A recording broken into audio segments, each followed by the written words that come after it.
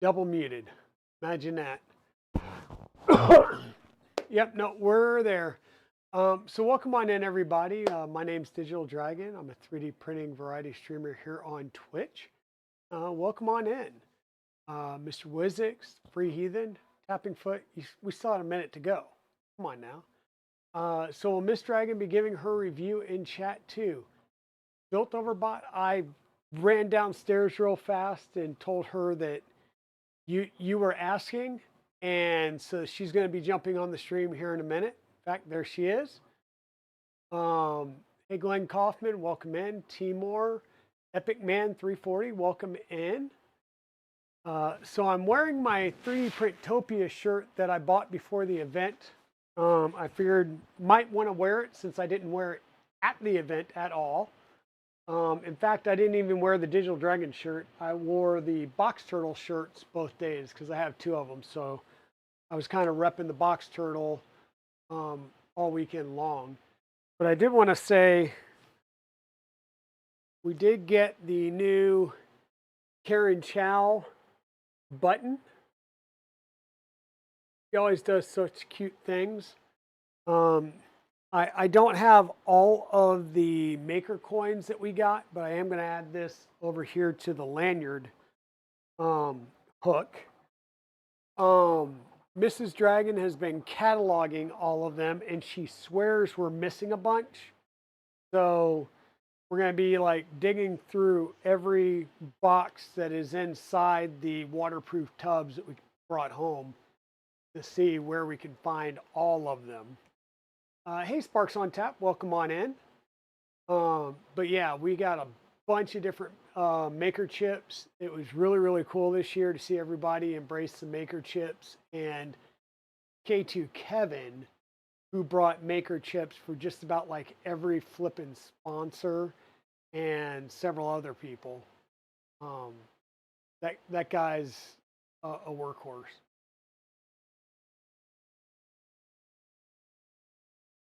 Yeah, you want to know what she thinks of the trip too, as it seems everybody really likes her. Yes, everybody really likes her to the point even Eleanor, I believe it's Eleanor, God, I hope so. Cookie Cad's newest edition, the reason why they were not at Murph. To the point where Mrs. Dragon walked in Sunday morning, handed me the keys to her car and said, load up whatever I'm taking back. I'm going to feed the baby. That was her initial thing when she hit the building on Sunday morning. But she was kind enough to bring her to me and let me babysit for a little bit. So she is such a cutie. Hey, Shenanigans, welcome on in. Welcome on in. Ace Player 14. Yeah, more make chips. And it's funny because I made like an entire Polymaker box of chips. Not Cookie Cad Capricorn. I'm sorry, did I say Cookie Cad? Oh my God. I am sorry. I'm a bit out of it today, folks. I am, the sleep schedule, we definitely slept in a little bit. The coffee schedule is off as well. It's been rough. But yes, there we go. Capricorn, Aaron at Capricorn. We met her 3-month-old, and I believe it was Eleanor, and then the two twins on Sunday. So, oh yeah, the post-convention tiredness was kind of crazy, but Mrs. Dragon was like, I just need like 10 or 20. Don't make me a whole bunch. And I made her a whole Polymaker box of coins. And I swear, every time I went downstairs to put coins or whatever, or went by KB3D's booth, her coins were gone and I still had some there. Like, they loved them. So we'll be making some more coins for her for the next show. Hey, Free Heathen. Hey. But yeah, it was a whirlwind. Saturday was crazy. So for those of you that weren't at the show, I had two Rooks. I had the original orange Rook 2020 Mark I that's been at KB3D's booth for well over a year now at the various shows. I think it's been almost 2 years that's been going to shows with them. And then we had the new Rook 2020 Mark II that we built using the specific, I believe it's Fusion Filaments Electric Pineapple, which is the color that he said was the right color for E3 or for KB3D. And so we had it branded on the deck plate and everything. It went home with him. He's going to actually keep that in the shop now that he has an actual storefront that you can come in and walk around and buy stuff directly from the store. So that's going to be at the shop there. And he also had a box turtle on his table, which was the blue and white one. We hadn't been able to get tip forming to work on it, and I made the executive decision it was not going to be plugged in. It was a display model that people can pick up, flip it over, look at the electronics, and get a feel for what box turtle was. And that was a great thing, because a couple of the folks that were there that did have box turtles that didn't have a cutter were having some issues with stringing and stuff with tip forming just because of the high humidity that we were still dealing with there. Yeah, her maker coin was great. She completely designed the layout and stuff, and K2 and Pez Liz did a little tweaking just on the Mrs. Dragon portion, like the text, to make it more readable and printable. And then I just ran them off on the bamboos over here. Pretty much, Dragoon 1 is pretty much ABS and all that. Dragoon 2 is for the most part printing PLA. We will print some ABS or ASA on it if we need to get a part out quick, right? Not that I don't have a bunch of other machines here that can do ABS. Speaking of which, we are printing a part right here, right now for the Positron. A little bit more on that. And you'll notice that Box Turtle and Iron Dragon Trident is back here. It was printing successfully all weekend long. I came back and I realized I was about 200-ish commits behind on the Box Turtle software. I updated and things weren't working. So I had to do the nasty and actually update Clipper.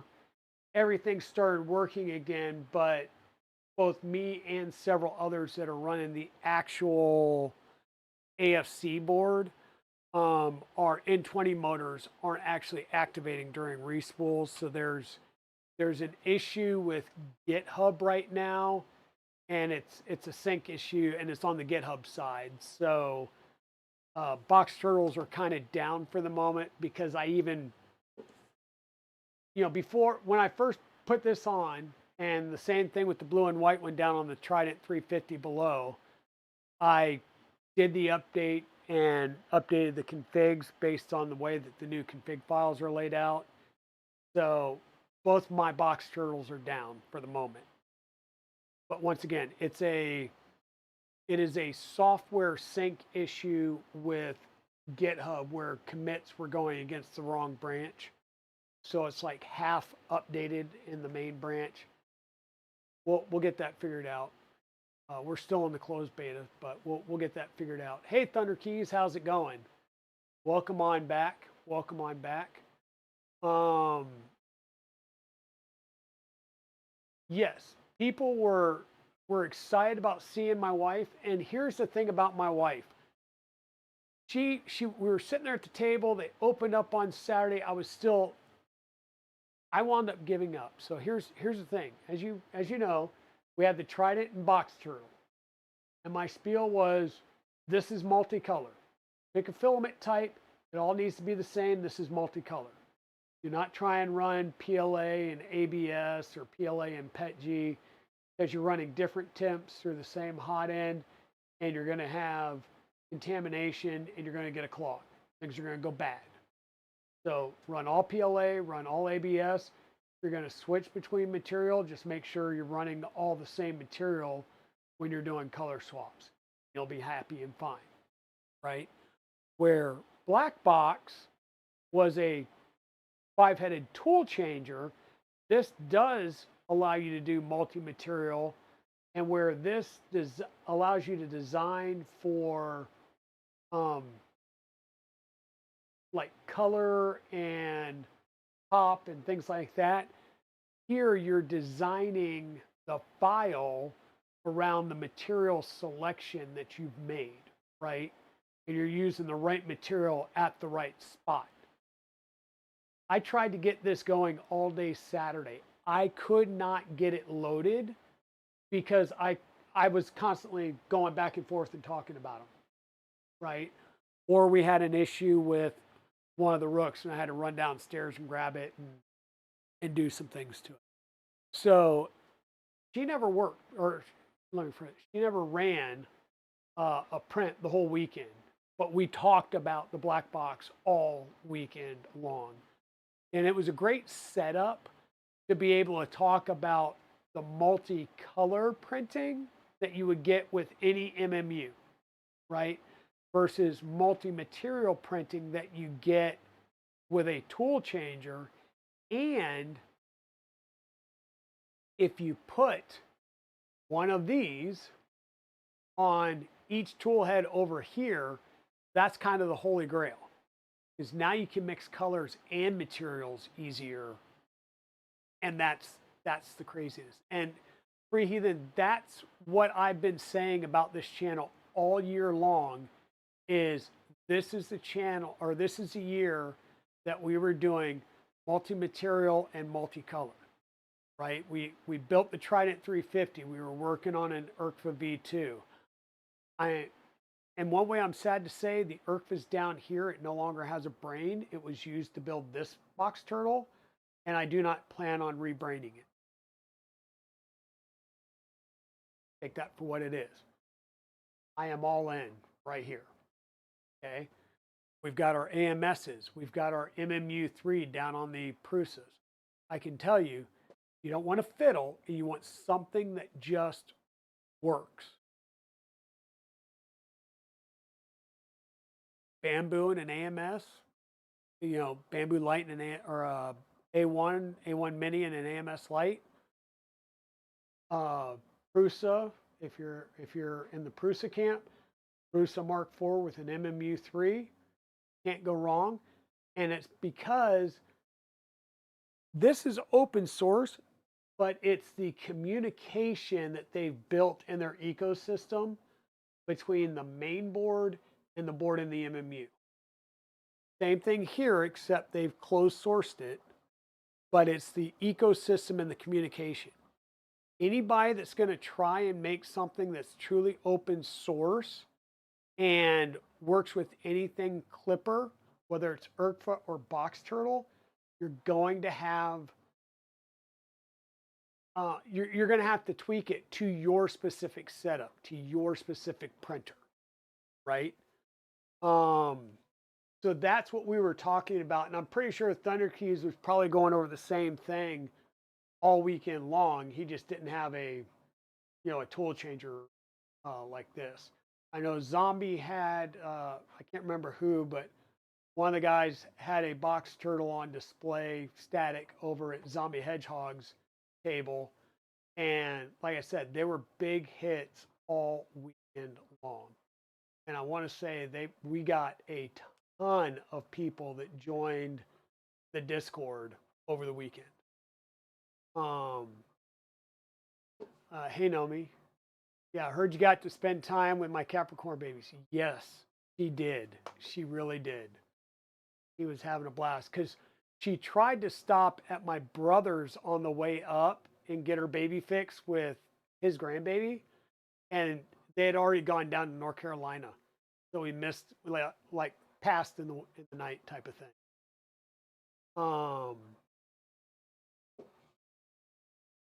Hey Joe Scanlon, how's it going? We're doing good. We're doing good. I got a good amount of sleep, but my coffee schedule's thrown off now, so we're still a little out of it. I did take today off of work, so I didn't. It wasn't like I was sitting there trying to work today. And there's a reason why I did that, but yeah. And I will say, the plan for tonight was talk about 3D Printopia and assemble another box turret. I went out today and was trying to cut a frame. I'm not sure if it'll show up, but public service announcement. One of these things does not look like the other. Um, be careful when cutting extrusion. Um, I have now when I didn't have the extrusions secured down well enough, it caught the lip of one of the T channels. I was trying to cut 4 at a time.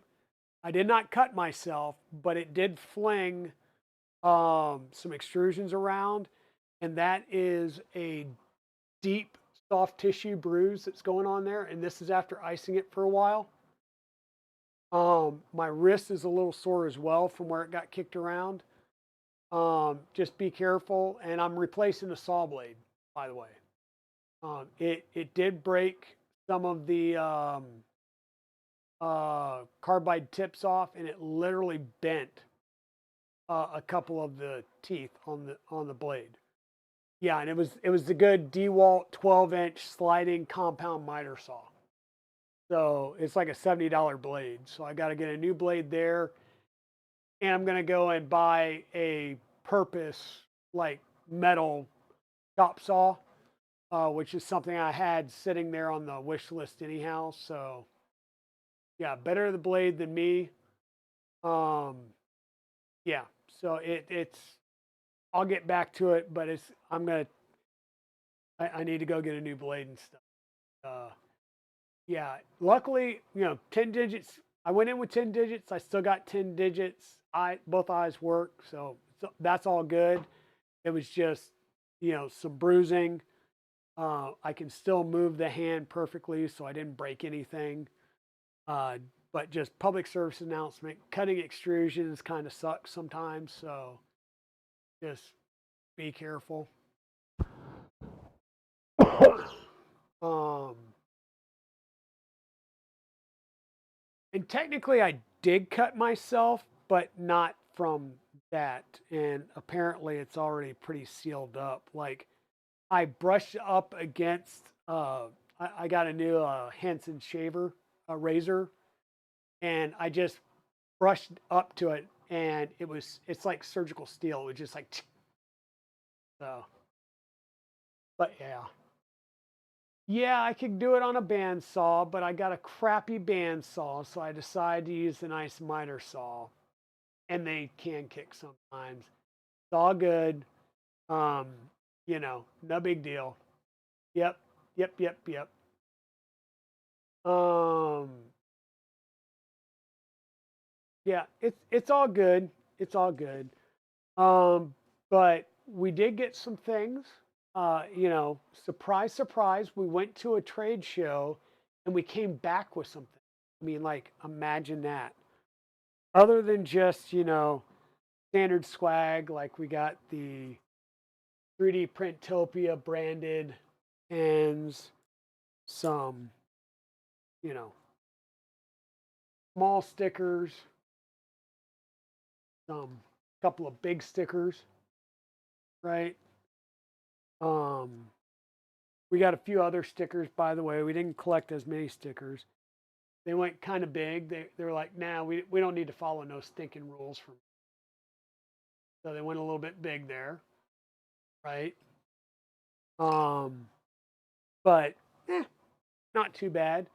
Um, oh, we got a incoming ad break in about less than a minute, so just beware.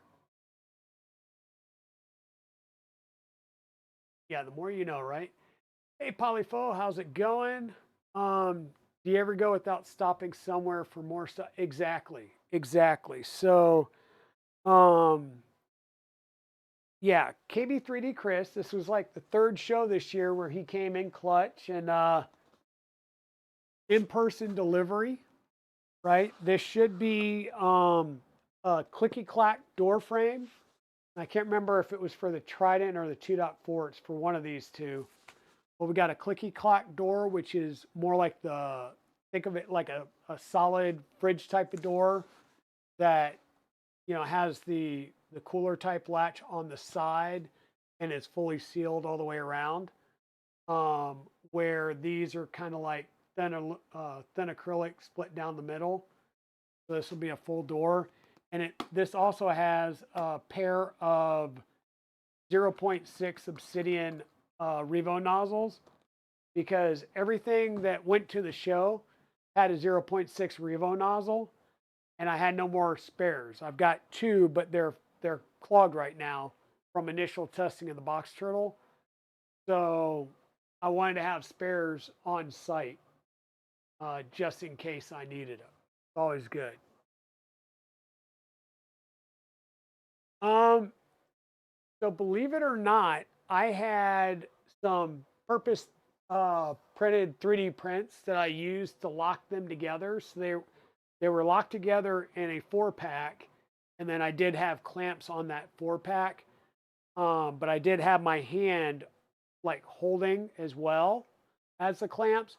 And as I was cutting, it caught one of them and actually pulled it up into the back of the blade and jammed the blade and kicked everything out. When it did, it knocked the clamps off and caught me on the meat of that finger there. So, like I said, not cut, but it's just like a deep bruise because that blade's spinning pretty fast.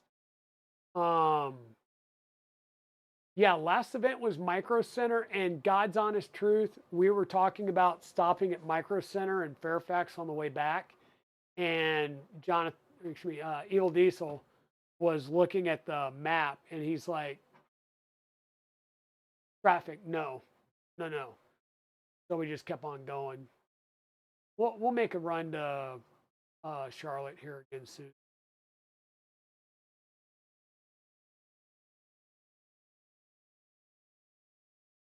Yeah, like I said, it happens, and it's just, public safety announcement. Whenever you're cutting things, make sure you're clamped really, really well, and just be careful and know that even if you're clamped, things can still go flying. You're dealing with a fast rotating blade. Even on a bandsaw, it can still kick things around. So just be careful. It's all soft tissue bruising, no big deal. Hey, Britt, how's it going? Taping very finger safe. It can be, but like I said, when it's kicking that extrusion out, but yeah. What else? We did early in the show. We picked up early in the show. First thing walking in Saturday, Mrs. Dragon grabbed me and said, "We got to grab the latest Green Gate color." So this is the 3D Printopia color. This is the Maryland Blue Crab. This is a recycled PET G. Okay. We did grab 2 spools of it. And oh, by the way, KB3D is now going to be stocking Green Gate filament. So just this year, they've picked up Cookie Cad, Ambrosia by West 3D, and now they're picking up Green Gate filament. They also have another filament that I have not been able to talk to you all about. Okay. He has sent me some of it. I have been printing with it. I did provide some feedback to um, uh, LDO Motors Jason. Okay. So, where'd it go? Front row. Well, I thought I had, oh, there it is. So, LDO Motors is now going to have filament. This is white PLA, and the white and blue and black box turtle. You know, we had the white and the blue with the black lane bottoms, was all LDO ABS. So, hey Zizzo, how's it going? So LDO Motors did announce at the show that they have filament. Fabrico Hector, let me grab a spool. So since I'd already used white, black, and blue, I picked up, this is the lime green ABS, or excuse me, lemon lime ABS. So LDO Motors is stocking or will have filament at some of your major players. I'm going to assume the entire triad will, because I know KB3 does and Fabrico does, which means West 3D most likely does as well. So, how's it going, Zisso? Welcome back in. Have you embedded any ABS or ASA with TPU? Exclusive to Fabrico for now.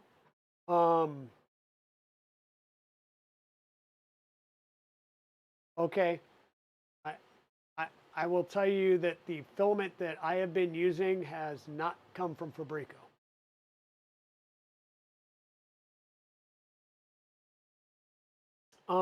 Polar Filament, I was talking to them and they were telling me that they had a new, the LDO filament, I mean, okay. Polar Filament was telling me that they did not bring any to the show, okay, because they didn't know that they were going to be allowed to release it, but it was announced, or they were told that they could announce it at the show. They're going to have a truly biodegradable TPU in stock soon. It is a engineered TPU.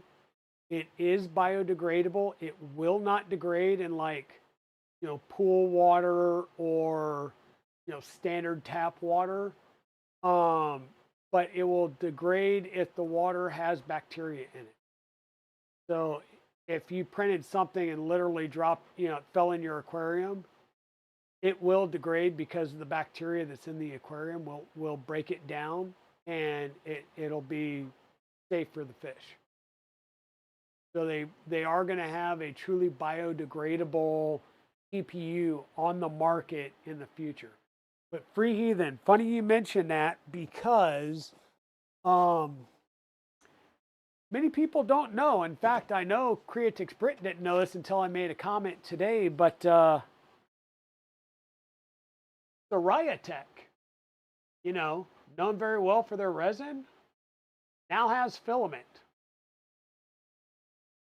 This is, unfortunately, all the filament they had there was black, and apparently they are sealed in, they're sealed in Mylar, so I can't show you, but they're black, right? Well, I can if I open it up, but I don't want to, because I picked up ASA glass filled and Flex TPU 85A. They also had ABS glass filled and a couple of others. Both me and Evil Diesel picked up some of the TPU, and I got the ASA glass filled. And the thought was, for the next show, we're building KB3D, both the Death Racer and a Drag Racer for the next show. We've been commissioned to build them, me and Evil Diesel. And the thought was to use black box to print the wheels in a single print versus printing like the hub and the tire separately and then having to try and fight to mount it without breaking one or the other. The plan is to use black blocks and print it in place as a as a single multi-part print for the wheels and stuff like that. And I want to start using black box here as a true multi-material print. So we're going to be coming up. That's our challenge to ourselves until the next show, which will be Rocky Mountain Rep Rap Festival in May. Okay. There was an issue where this year the standard dates would fall on Easter. And so the dates did get moved back. And because there's going to be another issue in a couple of years, in talking with Brecor Justin at Earth, or excuse me, 3D Printopia, it may get moved back to May altogether. Just because the last 2 years, while we've had great attendance at the show, and the show has grown massively over the first 2 years, we've had snow both shows. And it just kind of puts a damper on some of the races and stuff like that. So if we can hold off another couple of weeks, we should be able to hopefully miss all the snow and things like that and be able to have better events outdoors and stuff. So yeah. So I did get some of this new Seriatech filament. I'm looking forward to putting it through its paces. The one thing that worries me with the 85A TPU is just the PTFE tube path is fairly long on black box. So we're going to give it a try. We're going to cross our fingers and we're going to hope that we can get it done. Even if I've got to route it a little bit different for the 85A TPU, I will. But I really want to try and start coming up with reasons for multi-material type stuff with that printer. And we talked about Capricorn earlier. Capricorn now carries, I happened to be sitting there with KB3D Saturday before we opened up, and she lifted up a entire spool, and by spool I mean about that big around and a spool that's about that thick of this tubing. And she picked up 2 of them and said, "How many do you need, Chris?" Because it's orange. We all know Chris loves orange. So I picked up 2 of these. These are 4 meters each. You're going to see these on some of the builds going on. But yeah, this is Capricorn reverse Bowden tube. It's a translucent orange, which is good because you can actually still see through it. But yeah. We picked up some cap tubes. Also, Erin was so nice and she said, you've been watching the baby and helping out, so pick out a color. So Mrs. Dragon picked out Magical Silky Gold. So we got a spool of Magical Silky Gold Capricorn that I'm sure we will be printing on something.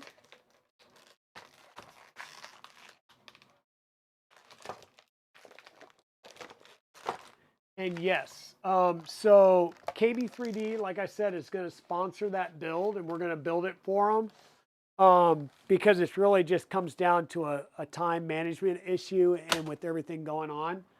So we're going to build, me and Evil Diesel are going to build those for them. And they're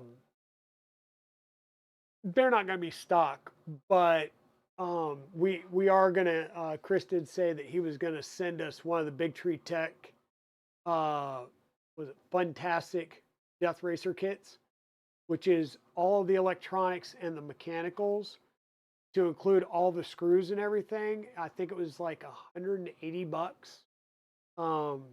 And I'm not sure if there was any shipping on it or not. And it comes with the remote, from what I was reading. It does come with the basic remote.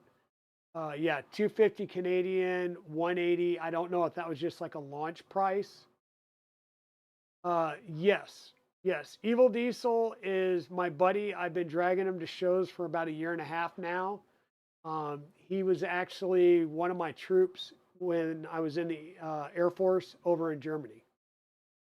So yeah, we go back probably, that was the early 2000s. So yeah, about 20 years. And funny enough, after I got out and we moved out into this house here, right as COVID hit, and we're about 10 minutes away from each other. So yeah, it's a pretty cool story. You tuned your Positron with Soraya Tech 85A for Printopia, fairly soft TPU, but can print slow with the Bowden. Yeah, the only issue I have is the length of the Bowden for these tool heads, because it comes up, down, does like a 90-degree bend through. And I've just had some issues getting regular filament to load. So I'm just not sure how easy it'll be to get the TPU loaded in there. But I know once it gets to the extruder will pull it. I mean, that's not a problem. Normally for my TPU stuff, and so in fact, there's TPU loaded in it right now that's going to have to be dried. But the Prusa Mark IV has printed all the TPU stuff for the box turtles.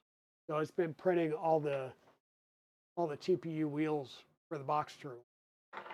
And if I can get it to do it, I would print single piece here. I'd print both parts in place, rather than trying to fight to fit them on.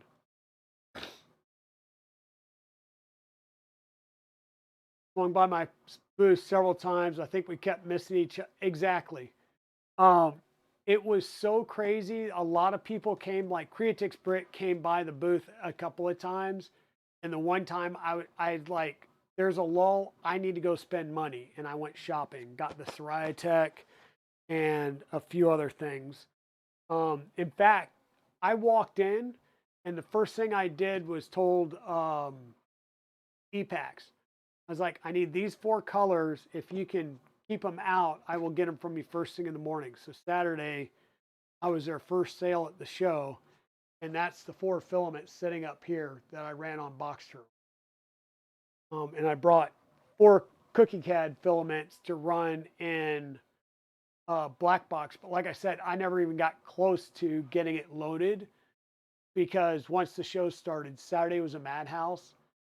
And I tell you what though, Mrs. Dragon quickly looked and like looked at one of the the placards and was like, this is not the right placard for this printer. And she just turned it around and stuck it behind the printer.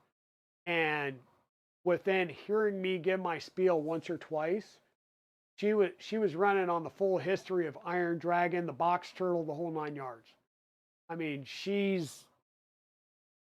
asked me for the cheat sheets, so build the little placards so that she has a cheat sheet. But she runs the booth pretty darn good if I'm overwhelmed, or because there was times when all 3 of us were sitting there talking to people about the printers. It was crazy. You're the guy that was in the German military. Okay, you were. Oh, okay, yeah, you were running around with shenanigans. Gotcha. Yeah, we talked very briefly because you guys came around, and then I caught you as you were getting ready to leave, and it was like every time it was somebody was there, and we were deep in discussion about it.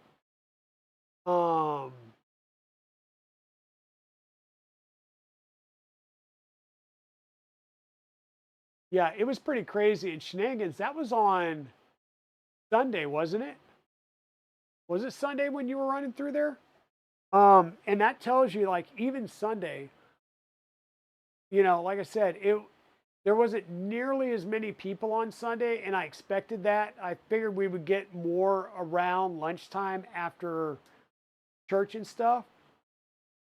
Oh, it was Saturday. Okay. But yeah, it was still crazy on Sunday just because we were trying to run around and see everybody that we hadn't seen and talk about deals and things like that. But Sunday, before Mrs. Dragon left, I had to do the needful, as many people would say. Oh, and because I promised E3 or EPAX that I would be back for more filament. So we got they have some new filaments. Where's my,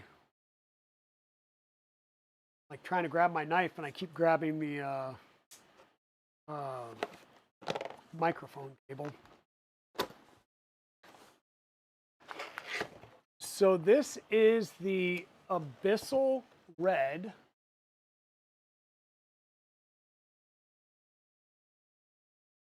Right?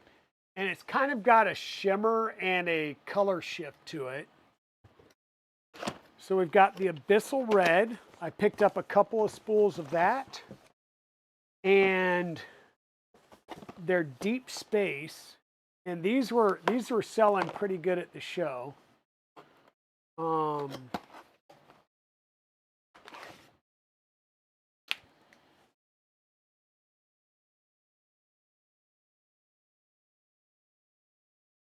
So you will see some prints on this. I'm gonna have to get some prints in this. And like I said, it's kind of a shimmery glitter with a color shift. It's really pretty stuff. And they had like dragons and stuff printed out in this. So I got 2 of the Abyssal Red, 2 of the Deep Space, 2 of a neon green.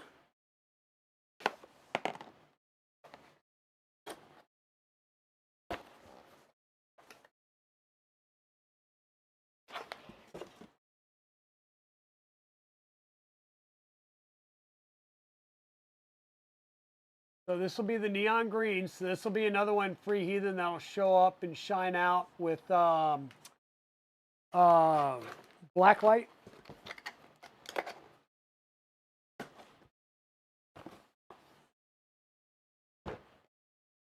And then there's this other one here.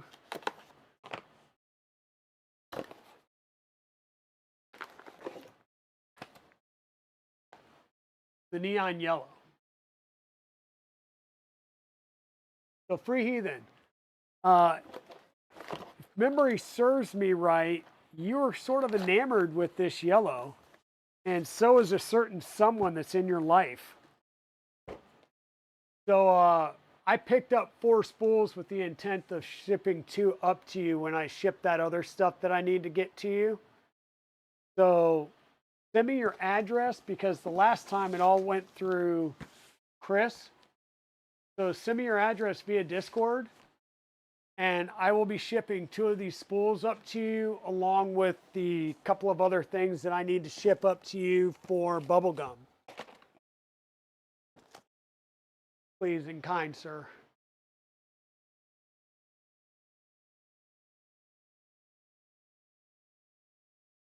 Oh yeah, yeah. There will be a worker box, I'm sure, of some sort in one of those colors, or both of them, or all of them. In fact, there was a worker bot at the table. There was a worker bot at the table. So we kind of talked about all the filament we got and some of the cool new stuff that's coming out. Like I said, KB3D did go home with the Rook 2020 Mark II that we built for him. What am I thinking of? We let's just say there was some wheeling and dealing going on.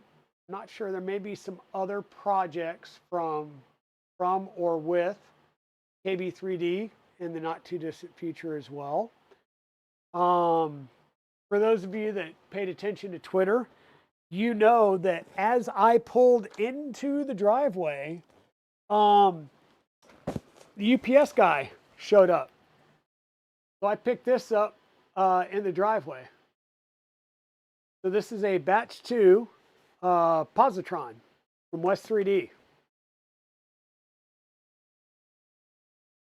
So we will be building this. We will probably be starting it fairly soon, like maybe this week. Right now I'm printing a couple of new parts. There were 3 new parts that were revised. Here's 2 of them, and they're parts for the extruder. And the third one is actually an alignment jig tool that's printing right now. So, but let me jump over here to the bench side view.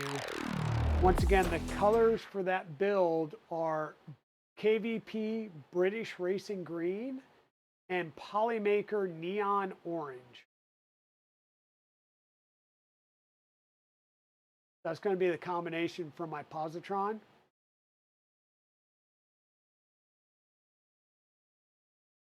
Oh, and Free Heathen, I need to post a picture on your Discord. You got to remind me when you send me your address. Remind me when Mrs. Dragon came home. We went out and harvested out of the garden, and I gotta send that or post that picture over there to you. The EPAX guys are very nice. The EPAX guys, the EPAX family and team, their warehouse is in the town that I live in, and their office is 30 minutes away. So when I go to work, which I'm now having to go into work at least 1 day a week, I can swing by their office and get anything. But yeah, I bought a case from them. I love their filament. It runs great with no issues. But you'll see we've got box turtle stuff laid out here. That was the intent of tonight if I got the frame, but I didn't. We do have stuff here for the snappy to make the snappy cutter that would go at the back of the box turtle, to include the twig catcher. So this basically goes over the whole end. So this gets mounted at the back of the box turtle. Your cutter will be right here. This literally slides right over the top and is held in place by magnets. So your cutter is happening right in here. So as it cuts the filament, all your cut tips go right down in this little dish. And Thunder Keys had this on his box turtle at the show. And from my understanding, that part ran well all during the show. He did experience a couple of jams. I think Armored Turtle had some issues as well. Hey, Thunder Keys, real fast. I'm assuming that this little split ring down here is just print in place support that gets snapped off. Right there at the herringbone gear. You can just confirm. Yeah, print. Okay, that's what I thought. In fact, I'm going to snap it out real fast while I think about it. Otherwise, I'm going to keep asking myself. And just like that, very easily, it snaps out. So, and if you do it right, you might be able to use it as a ring. But pretty easy print and place support. So we'll be building that here very shortly as well. Yeah, I had a Positron on order, so I won a $100 off coupon from Glennon 3D, who won it off of Zombie Hedgehog stream for a Positron. So I had pulled the trigger on that.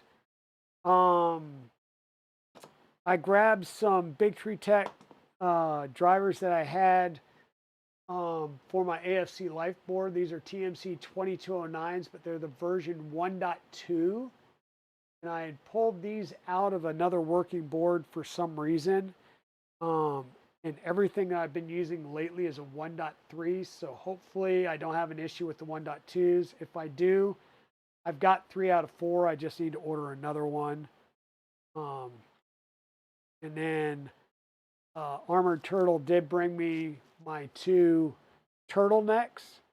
These are the buffers. And I say buffers, yes, technically they're a filament buffer, but they're not like the Enraged Rabbit Cottontail. They're more like the ones on the Bamboo Lab AMS hub. But they're really to buffer between the lane extruder and the tool head extruder. So it does that. It also, as you can see, had a circuit board there because it is also capable of doing tangle and filament breakage detection and stuff like that. So it's a little bit smarter than even the AMS version. And of course, if I remember right, it does have an RGB port on it because, well, you always need more lights. It does have an RGB. So I'm waiting on the files. Once I get the printed files, I'll print it up. There is one part that the tube that contains the spring for the buffering capability is a resin print. My resin printer's actually over at Evil Diesel's house, so I'll make him print it for me. You know, I took my stickers and never brought them out and didn't give any of them away, but I do have some stickers. They will find their way out into the wild. I promise you that. Hey, Modlight, welcome in. How's it going? Yeah, there's an ad break going on for another minute or so.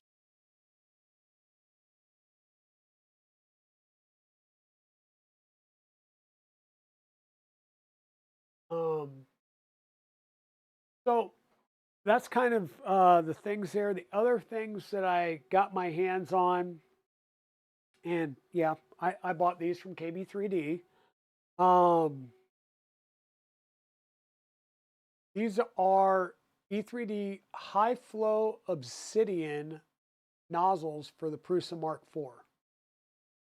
Works for the Mark IV and the XL. They are, you know, full length. They kind of go in just like a Revo, but they're not a Revo. And it's pretty simple. You undo one, I think it's an A-set screw, and then you can unscrew this from your Mark IV, put it back in. The nice thing is the whole cold zone and throat are contained in one end-to-end piece. So you're never going to get clogs. You don't have to worry about hot tightening and all that good stuff. So, and this is a 0.4. I stayed with the 0.4 for a very specific reason. Because one, I wanted to evaluate it against the stock nozzles. Two, these are CHT technology, right? These are the high flow obsidians, so it does break up the filament. I'm curious to see how this works or if it works at all with the MMU3. You know, definitely I'm only running like PLA through that, TPU, PETG, things like that. But really the stuff I'm running through it, when I run TPU, it's been not through the MMU, it's direct through the Nextruder to run TPU. And then same thing with the PETG, it's normally doing the clear PETG parts for the diffuser pieces on the box turtle or stealth burner tool head or what have you. So I did pick up some of these. I am also beta testing a couple of things. I can't really talk about it, but I do have a hot end and a nozzle en route that I will be beta testing on a couple of the printers behind me. Over time, you may be able to figure out what it is that I'm beta testing, just because I won't be talking about some things. But we'll see if you can pick up on that.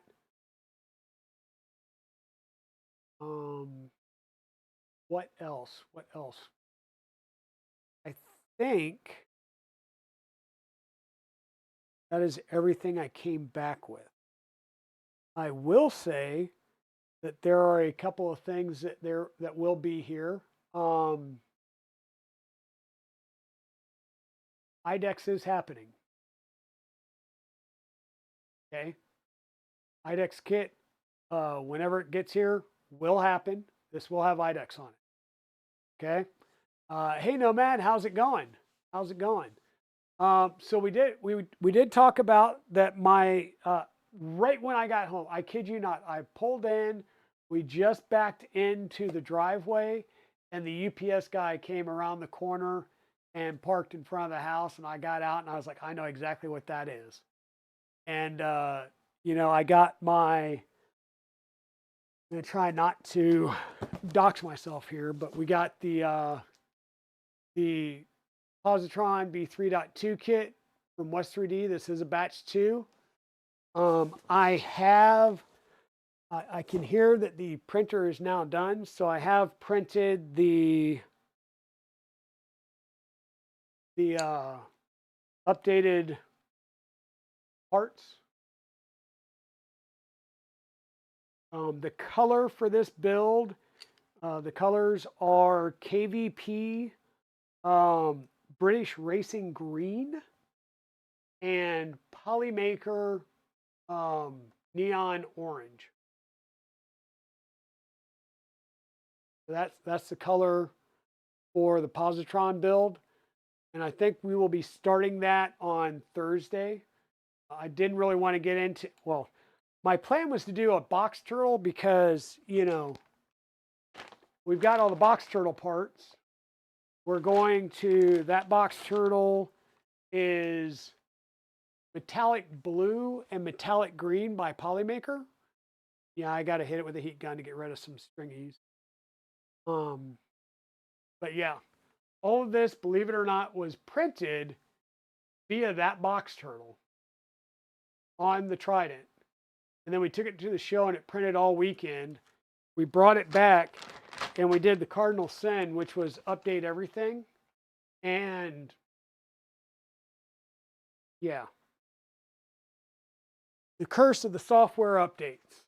At first I updated everything but Clipper, and they're like, well, it should be working. So then I updated Clipper and it at least booted all the way in, and the respooler motors aren't working. And I realized that it's literally a software issue because somebody that's running the AFC controller is the same thing. So it's a software issue, not a hardware issue.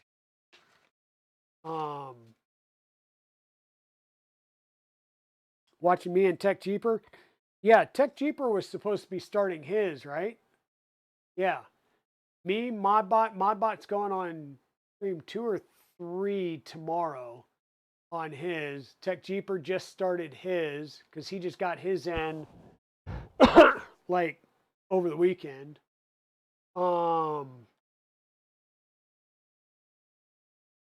Yeah, no, it's a, so, and this isn't even an issue with the code.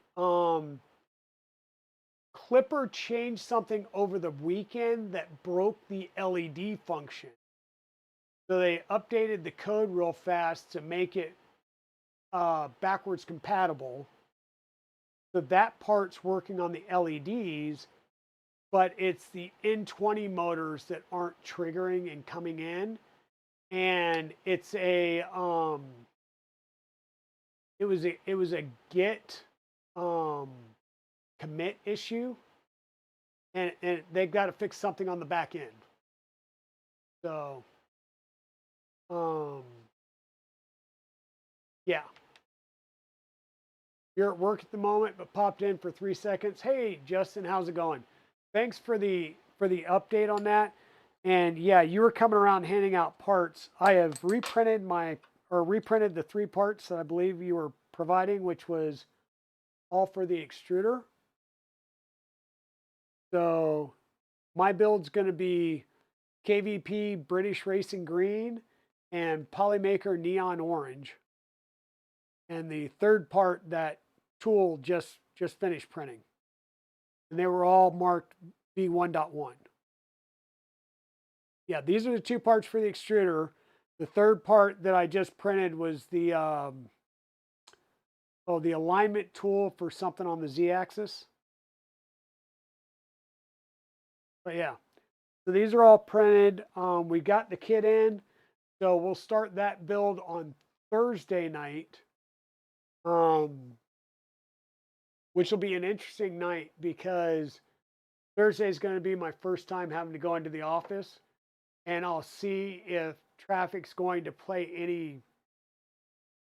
So if I'm feeling rushed on Thursday night, just getting here and getting set up for stream and stuff, then the Thursday night stream may change, because that Thursdays is the day my boss is wanting me to come into the office because we have staff meetings and stuff like that. So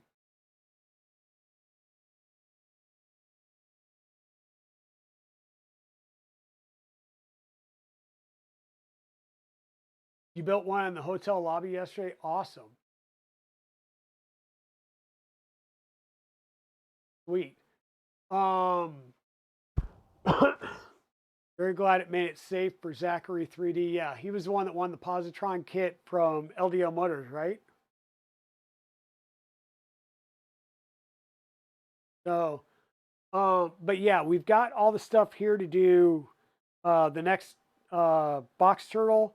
The plan is to use the AFC light board for this one and hopefully get a turtleneck built and set up for that one.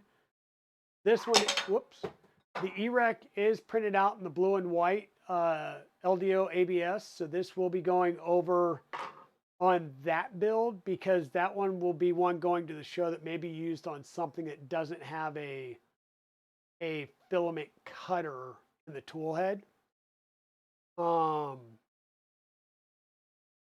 Yeah. And then the other thing that I realized was still sitting over here, 3D Printopia in their bags for the sponsors and the folks with the maker tables, they actually went one step further and did a challenge. Hint, hint, Justin. What's Remurf going to do?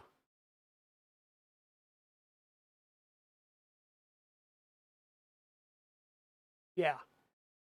They did an actual challenge coin. So that's pretty cool. That is pretty cool.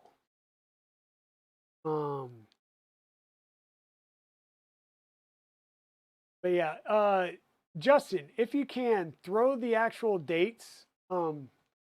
I got the card that you gave me, but it's in my wallet downstairs.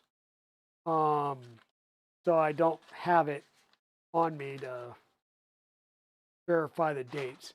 I know it slipped into May because April we were having an issue with oh, there you go, Thunder Keys, May 17th and 18th. And it may be a permanent move to May to get away from the potential end of April snows. Oh, it's not officially public. Oops. Oops. You shouldn't have told us. Because I've been telling people it did slide into May because one way or the other, it's not going to be the same weekend because it interferes with Easter this year. So this year it's going to move, and it may wind up being a permanent move. We don't know, just because of weather. It's 2 years in a row of snow. I mean, come on. Yeah, you handed out cards. You put it in writing. Like sitting next to my eye doctor appointment and my massage appointment. So it's got to be official. Happy early birthday. Gets out, that's fine. But until we announce, yeah, exactly. like I said, I know it's not going to be that same standard weekend because Easter fouled things up this year, and it's going to happen again in what, 3 more years? You said so. You've not booked anything refundable. I don't book until like January any, just because I wait until after, especially well, I don't want to get into politics. I will say, especially don't book anything until January this year. Just because it's an election year. Every 4 years, I'm going to tell you the same thing. Don't book anything until after whatever happens. Um, it's just the way it is, unless you have to for work and stuff. Oh yeah, a lot can happen between now and then. That is darn sure. That is darn for sure. Celebrate your birthday at Remer. We can do that, nomads. Something about that. We got to do something though with that one guard there at the embassy suites. Like we'll have to sick what was it, Edge of 3D on them again.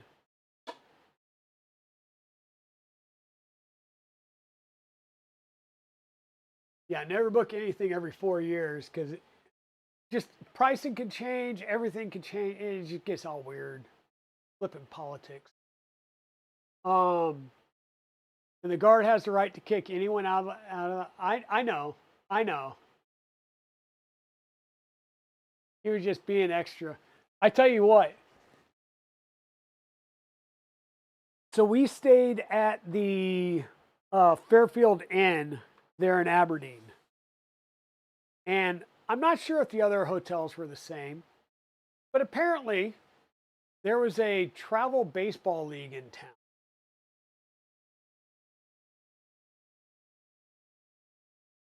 And I will just say, please excuse my language here, but those little bastards, um, till about 2 a.m. in the morning, one of them was beating on the door like a drunkard because their friend locked him out.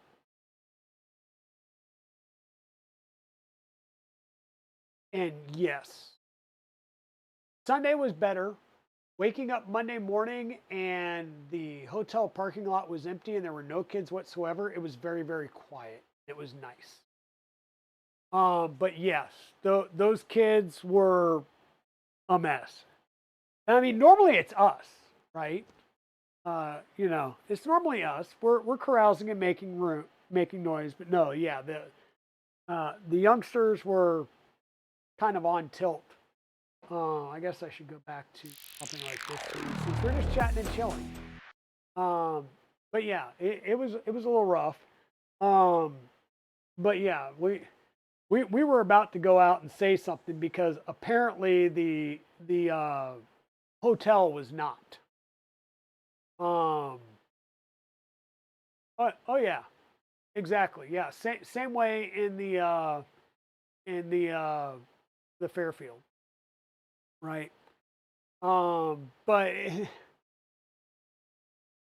yeah, yeah. So anyhow, some things that we've got coming up on the channel. Obviously, we've got a um, positron build that we're going to be doing. We've got another box turtle build or 3 that we're going to do, though they're not going to all be done on stream. We're going to do one more on stream and go through the AFC light board, maybe a couple other things. There's Miss Dragon. Yeah, they were awful. Their parents also. Oh, the parents were sitting downstairs drinking while the kids were upstairs banging on doors and stuff. It was that bad.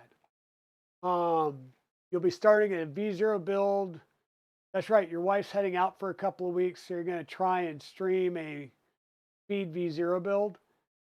Um, just everyone, you just got Clipper and Mainsail to play nice with your Raspberry Pi 3A Plus.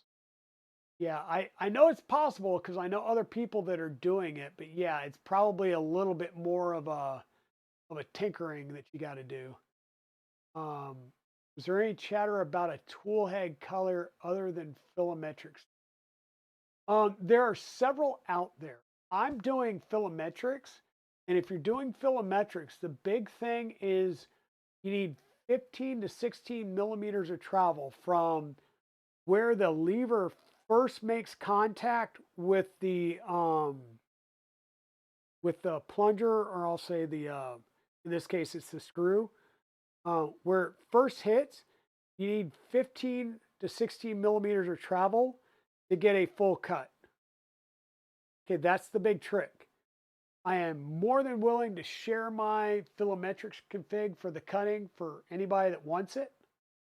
Beyond that, it's wherever the point is, because this is a 300 with it mounted in the back left. You can mount it. You can mount it in the front left, or anywhere along the left-hand side that you want, for that matter. The one downstairs is a Trident 350, but I'll be doing the same thing for the 2.4s or whatever else I put it on. There's I've seen cutters that will mount underneath a Sherpa Mini, and I believe one that works with an orbiter as well.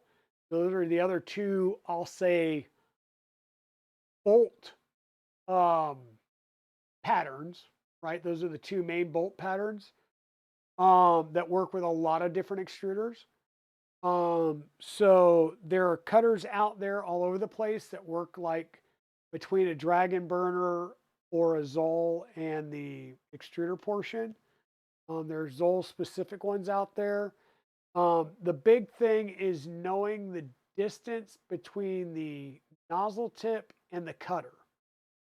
And then once again, you want to know the distance between your tool head sensor and the actual extruder gears, because those are key variables that you're going to be putting in. The tool head sensor to gears is going to be critical for the overall length when doing a filament change and a filament load. And then knowing where the cutter is will be able to tell you how much to retract, do the cut, and then kind of push it back down to make sure it stays in the hot zone and it doesn't start solidifying in the cold zone, and then you'll have a clog, right? Um, Build it upside down. Technically, you can get more Z height with a posi hot end on a V0. True, because it's the whole posi hot end is smaller. Anything you need to plan for with the LDO Honey Badger V0 kit. You have RGB panels, belted Z mod. Can't find the GitHub for that, and the mini fridge door. Justin, talk with Lee Marie 3D on YouTube. Over at West 3D, it's Jeremy, and I always pronounce her name wrong. Hila. I know they just did the RGB panels, and I can't remember. He may have done a belted Z mod. And I know KB3D did the RGB panels on his V0. You can reach out to them. I haven't done the RGB panels yet, and I didn't do the belted Z mod when I redid mine. So mini fridge door should be pretty easy.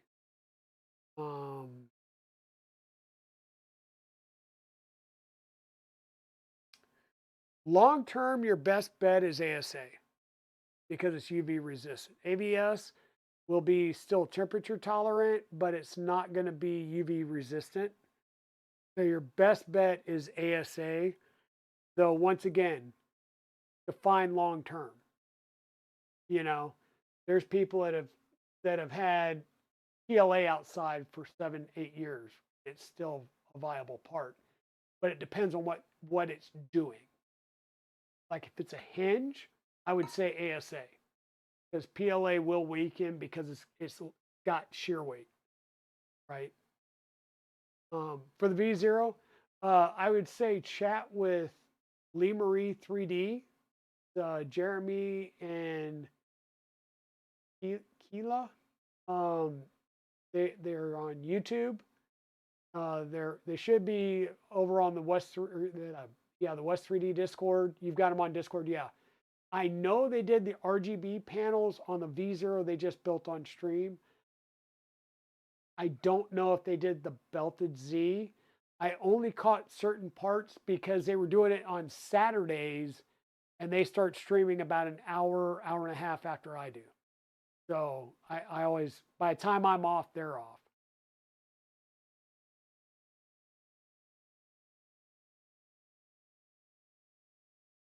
Amount for a small antenna.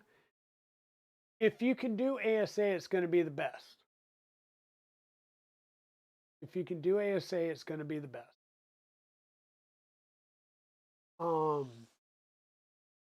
Yeah.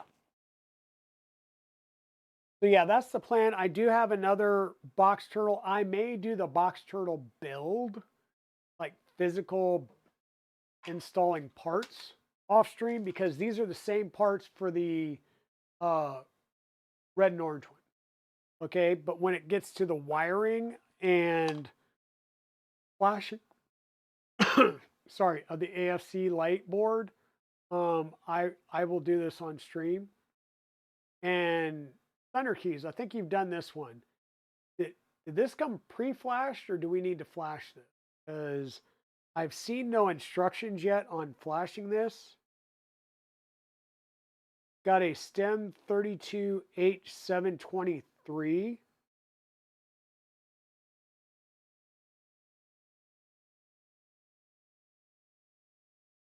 that the same as like an Octopus Pro or something?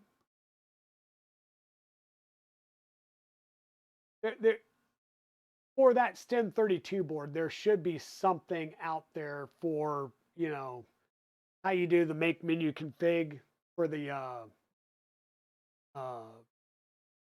know, CAN bus and clock and all that. That stuff should be there somewhere on one of those. Pre-flash, but instructions are on Discord. Okay, gotcha. And once again, the nice thing about this is you've got your, here, let me do the bench slide. Yeah, you've got your 4 motors. You've got, these are the extruder motors. You've got the 4 motors for your N20s. You've got 4 RGB ports. This is the dedicated fan port for the cooling fan. And then the other 2 full rows here are all of your switches. This will be your trigger switch, your install or your extruder lane switch, and your hub switch, and then whatever else, because you're going to need 9, and there's 12, so you've got some extra, right? When you're if you're first flashing it or whatever, put it over like this. You're in USB mode, and it's taking power from the USB. Flip it this way, and you're going the buck route, so you're providing 24 volt through here for the power. When you're this way, you're only doing 3.3 logic and below. So you're not going to be able to run your motors or anything like that. You'll take TMC errors on your motors. So you got to be in the buck mode and providing 24 volt minimum through here. You still can be doing USB, but you're going to have to get probably a 90-degree USB-C. That is a USB-C. Quite honestly, I just do the quad CAN bus connector here. And once again, all of your pins are on the back. There is an AFC config or AFC Lite config file out there. So make sure that you either wire up your triggers and everything in the right place, or you go in and modify it based on how and where you wire things up at. So should be pre-flashed. We'll run it that way. We'll give it a shot.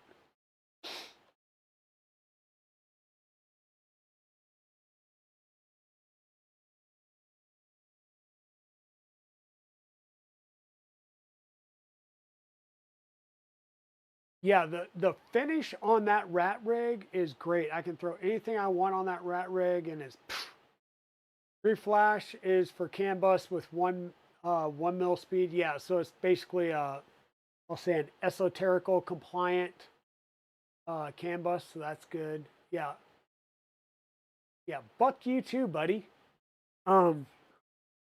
Yeah, I need to get the files for the turtleneck because I definitely want to build one of those on stream. We'll build the EREC on stream, and stuff like that. We could probably do a couple of those at both of those on the same day.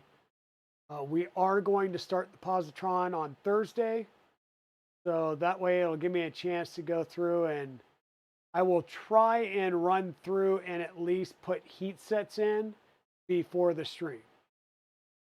Okay, because it makes it go a little bit faster. And I know some of the later files got rid of heat sets as well, so that'll be nice. So like we said, we got the IDEX kit on order. When it comes in, we'll see. I'm working with Hector over at Fabrico. As soon as he gives me the information, I will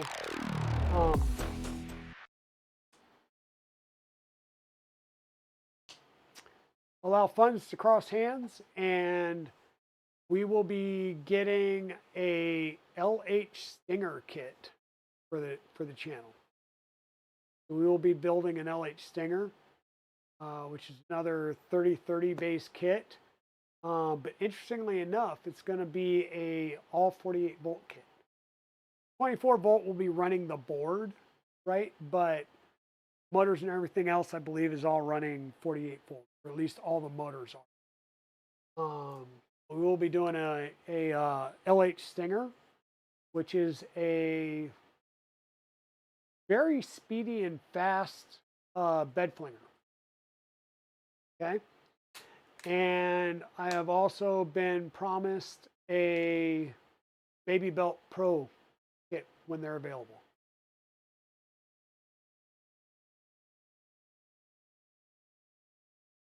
Hey, Shrimp Father, how's it going?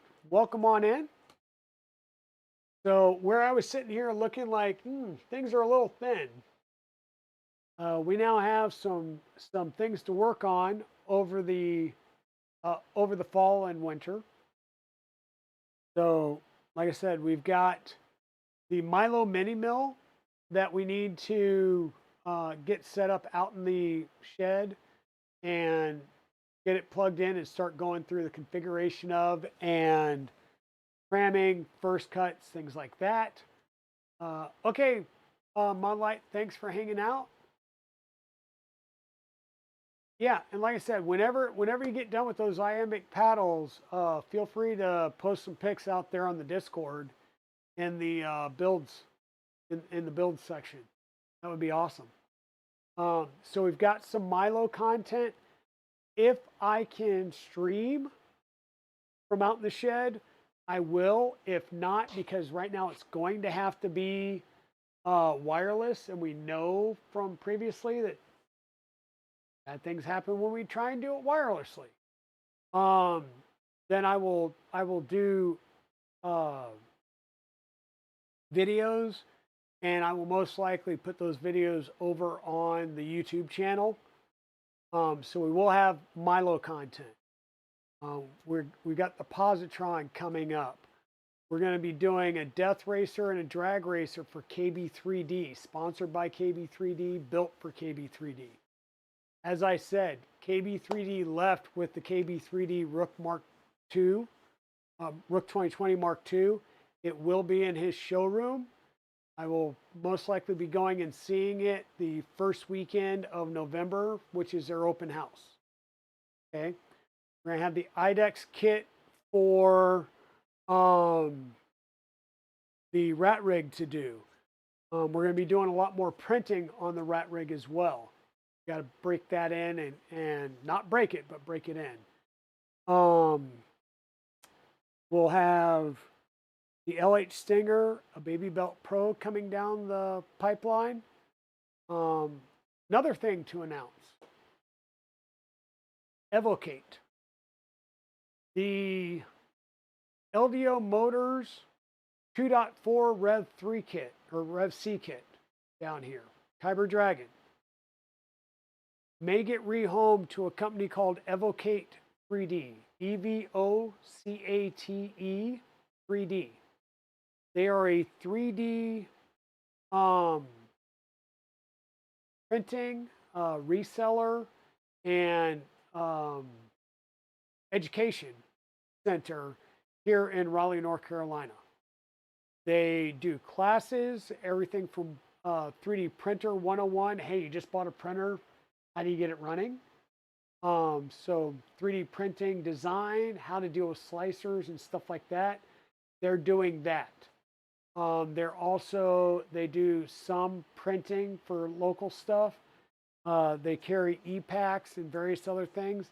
They just became a brick and mortar bamboo reseller. And they've been trying to get a kit that they can build and put on display. Well, there's a Rev C kit, and I've talked to them. This one may be going over to their location with placard built by, yours truly, the whole 9 yards, to try and bring some people over here. And I've been talking with Armored Turtle about whether or not I can build one of these, color matching, making sure it's working perfectly before it goes over there. If it's not working perfectly, it will not go over there until it is. So I'm going to be working on this. Not sure if I'll do that on channel or not. And by that point, we should be out of closed beta anyhow. So it's more of showing the alternatives that are available. Right. Because I have a feeling this is going to blow up very, very quickly. Hey, Modlight, Shrimp Father. Just started the printers and went looking for background noise. Hey, I got that. A war crime? No. Here is something that I will say.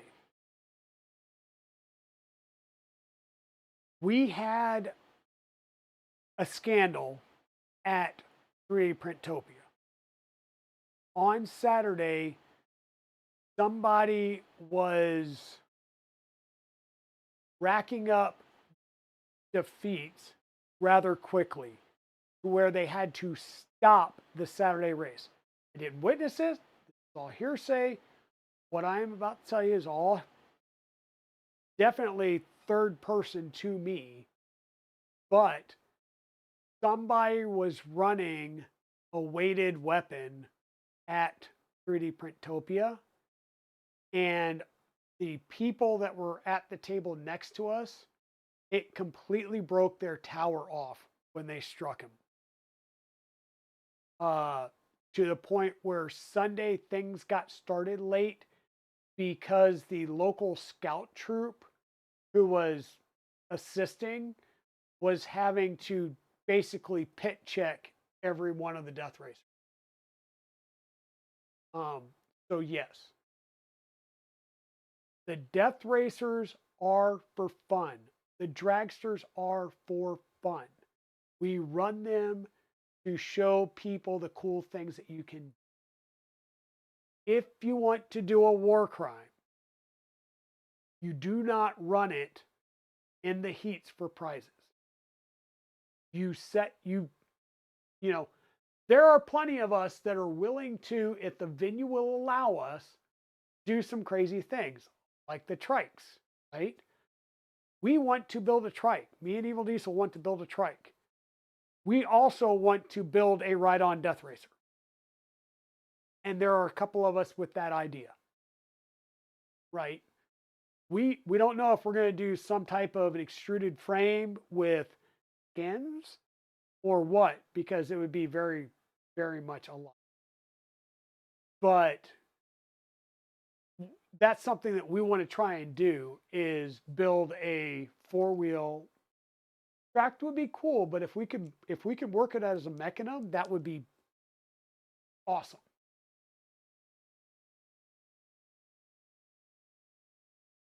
To the point that if I needed to, I would buy a 500 size printer to build it. Sorry, Mrs. Dragon, I know you probably heard that. Remember, we're going to be a business and we're going to be writing some stuff off, because that will all be advertised. Just like we'll have the KB3D as built by. Sounds like someone needs a life lesson from. Yeah, there was a kerfuffle, and it was bad, and we managed to get some people back up and running. But yeah, there was some pit work overnight in the hotel to get some people back up. And yeah, she heard. Like I said, it depends. We got to make sure that the design's out there, and if I need a larger build platform, I will. But that's one that won't be built up here, because I was thinking like a 500 RatRig, and if I build it, I can't get it out of this room. So it'll be built somewhere appropriate where it can run. Not in the dining room, not in the kitchen, not in the living room. It most likely will be like garage or shed.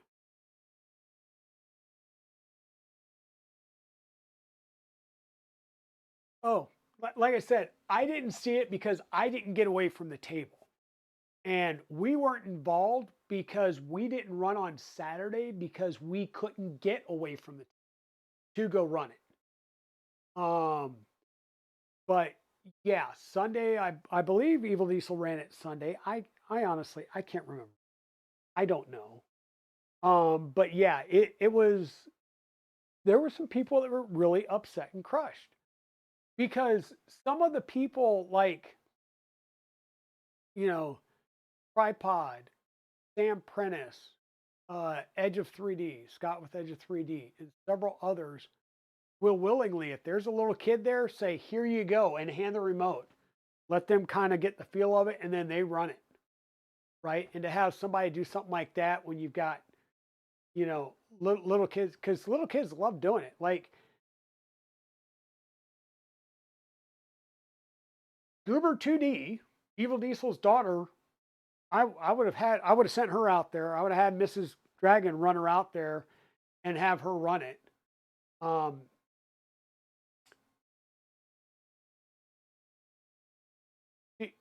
She lost her ability to go to this trip. So I think she learned the consequence, and she will be ready for the next trip. But yeah, that's, crimes against, war crimes, crimes against humanity type thing, as far as, and when we say that, we're not talking literally, we're talking about like building a Death Racer or a Dragster out of spec and then running it in an exhibition class. That's what we're talking about. Or just having it for show, and then if a couple people want to get together in the hotel parking lot and play Rock'em Sock'em Crash'em, rock on, I'm good for it. But not, yeah. And I don't think they meant to bully. I think they just, these look like combat robots. They're not combat robots. Follow the rules for the 3D printed derby, like the soapbox derby. They do the 3D printed soapbox derby at 3D Printopia. By the way, I tell you what, those little scouts are vicious. Girl Scouts were like, they were grudge matching afterward. Like they were in it to win it. They were winning it, right? but they did have the little BattleBot arena. But yeah, we want to do Evil Diesel got peaked because um, there's about a 40 person or team, 40 team uh, BattleBot group here in North Carolina, not too far. So we may be upscaling a bit. We've got tools, right? We've got mills, got, I don't know, a couple 3D printers, right? We've got multicolor, we've got multi-material, we've got, we can do things, right? So we want to start trying to build things. And if we need to make some custom bracket to do a ride-on Death Racer or something like that, we will, right? Um, oh, that's the other thing is talking about betas. Like I said, I've got a couple of hot ends and nozzles that I should be getting in about another week or so. And waiting on shipping, but I am participating in the RatRig mill beta. So Milo's going to have a buddy.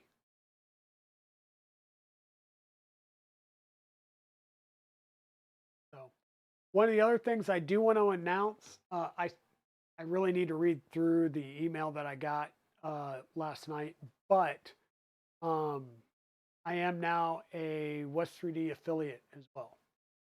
So I will be posting some affiliate links on my socials and on the Twitter page and stuff like that. But I will have I do have an affiliate code with West 3D. And I will be getting that stuff out there soon. I just need to look through the legal stuff before I went out and posted. But that is happening.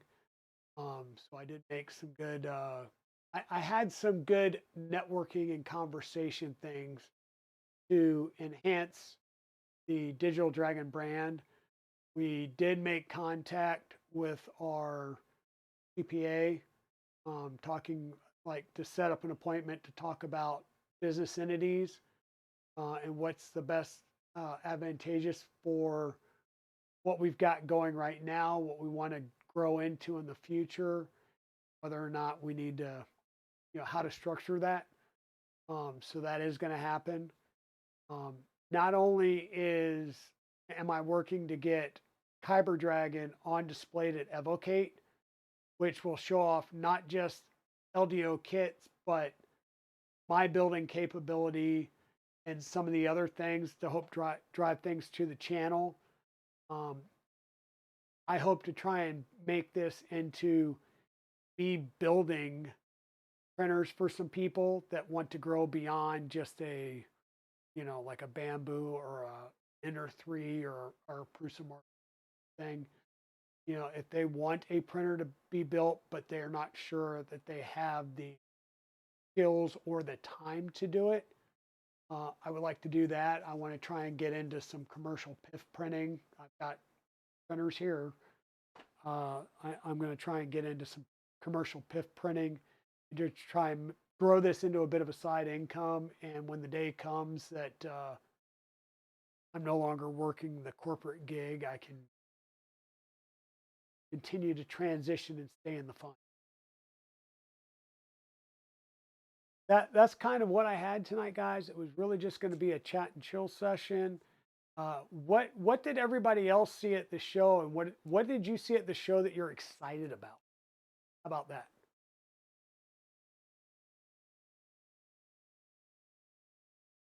Like I said, EPAX 3D had a ton more colors that are coming out. I know several places are going to start carrying green gate filament, so be on the lookout for that if you like green gate filament. Um, there was some new tech innovations that were out there. Various new kits that are hitting the market. Like I said, the Baby Belt Pro is coming out. soon, and I think it's a few weeks before the shipments come in from overseas. Um, and those will be out there and for sale if people are interested. The like I said, a lot of new colors, a lot of new filaments. Like I said, Tech getting into filaments was that kind of surprised me. We had a lot of filament. We had Green Gates, Sparta 3D, um, Cap, Capricorn, um, Cookie CAD, New Makers, Polar, Tech had filament coming out. Printed Solid has filament. Printed Solid did not bring or sell filament at the show. Apparently, one of the um,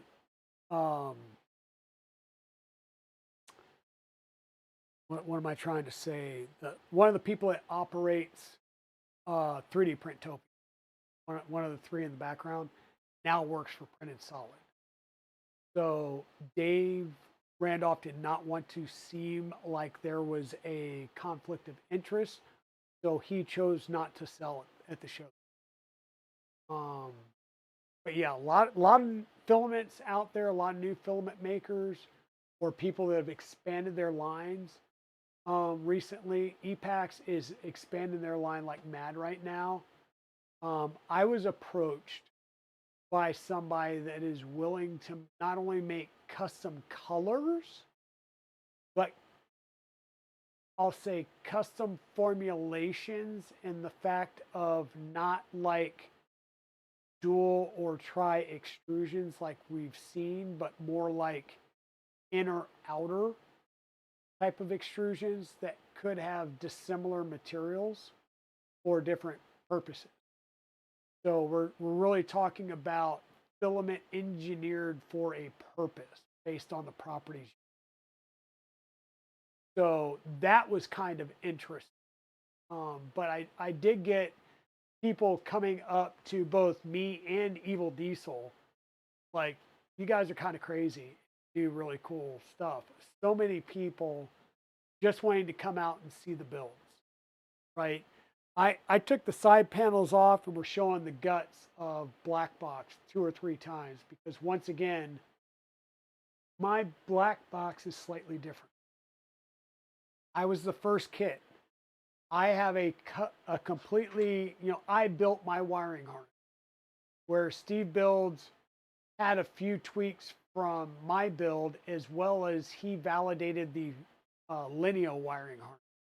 And he had a couple of changes, some size changes and things like that.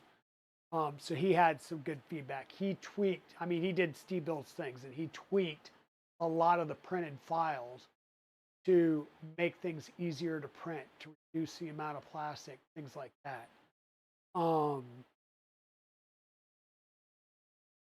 From my experience, we have also, or I keep saying we, the kits have been changed so that you only have a front and rear light. You no longer have the light on the right-hand side because it fouls with the belt, or not the belt, but the cable chain as it comes back to do some moves.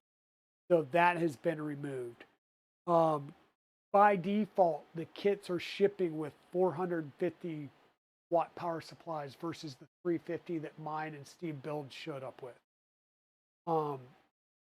Chris didn't have an issue with his because it's only ever rocked 2 active heating tool heads, and now it has a Z offset tool head.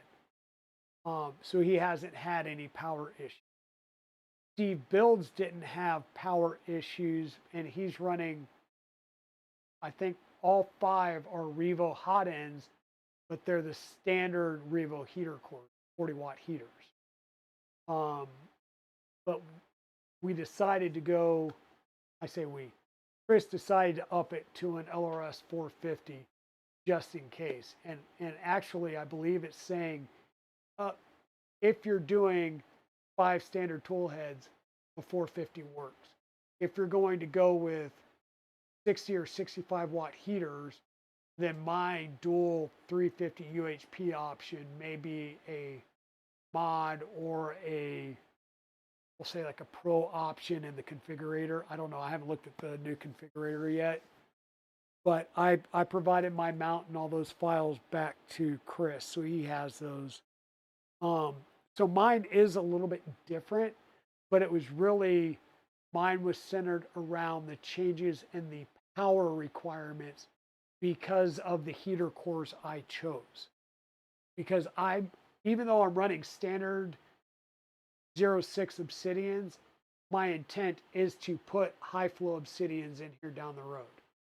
And there's nothing that stops anybody from running the high temp hot ends in these and running the high temp, high flow nozzles. Right? So options. We always want options. But I will say, and this was me 100%, we had damage on one of the printers. That is the black box. I went to take the moving blanket off from around it. I thought it was just catching on a corner, so I flipped it real fast and heard the crack, and I broke the handle off, which was PC carbon fiber, by the way. But it broke on the layer lines. I snapped it at the layer. So I just need to reprint the actual handle and just screw it off, screw it on. So that was 100% on me. The printers went great. We had black stack at the show. A lot of people love seeing the black stack in a roll around cart, especially on a printer this size. And once I explained to them, no, it's actually made to have the E-Drive filament system underneath, because they were wondering if we were doing something like this and going to like, almost like rack mounted or shelf mounted. And I'm like, no, it's going to have the E-Drive filament dryer, which I think that group buy comes November, December. It may be the Christmas time frame. So yeah, that'll be here, and that'll really let us keep like our nylon, carbon fiber, PC, and other more engineering type filaments in a dedicated dry box, and we can print directly from it. And that E-Dry filament dryer can maintain it down at single digit percentage with very low current draw. So that's going to be a really cool thing. So I am looking at building things with an excuse to use this for a purpose that black box fits. Right? So not just, like, oh, let's print ASA and TPU, but let's get the enclosure. There is an enclosure in the works for this. It's being prototyped. I'm talking to Chris about getting one of the prototypes. But yeah, there will be more stuff coming out of this.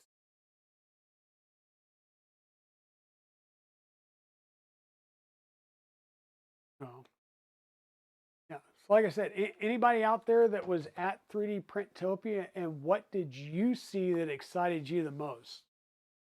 Either new tech or whatnot.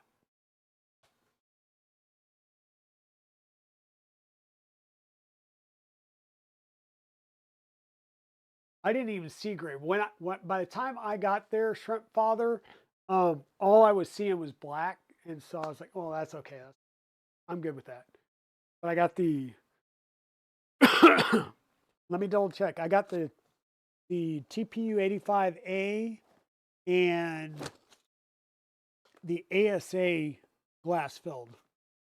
So I'm looking forward to that. Once again, it's all black, but that works. Definitely works for like chassis or other things, and they put a color gel on it.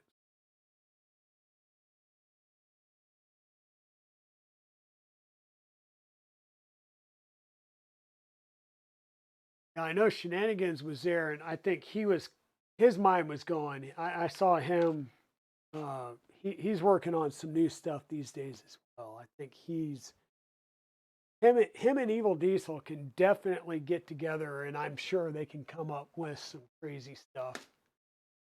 I wasn't there, but you saw a video with zombies red filament. Yes, yes. So that's the other thing. Let's show the love. So zombie hedgehog. I just made mention not too long ago too, because I was printing with the LM Sparkle Dark Green. But there was only two creator spools that were made, and that was um, the LM Show Sparkle Dark Green and the 3D Print General Flat Dark Earth. Um, we kind of talk about Pezriwinkle and K2 Gray, K2 Dark Gray. But Zombie Hedgehog actually is going to have the Zombie Hedgehog Maker. It's a dark um, Galaxy Red, I think. I have already signed up for notifications, and I might actually see if I can talk to him about getting a couple of spools, because I'm sure when it comes in, it's going to be gone immediately. So, you're just awestruck through the whole thing. It's your first 3D Printopia. Yeah. Got to talk a ton of amazing people, and E88Y, your droid. Okay, yeah, you E88Y is the shoulder one. If so, I think I saw you rolling around with it. And yes, need to make maker chip. Everybody had maker chip. Um, and yeah, that the red is nice. The red is very nice looking red. Um, yep. Okay, yeah, that was you. So I saw you. I just me and names, much less me and screen names. If I don't see you and be like, "Hey, Polypho, hey," now I've got that face recognition. Um, but yeah, if I see you streaming or something, I can make that connection a lot easier, because I'm seeing, the name and face recognition.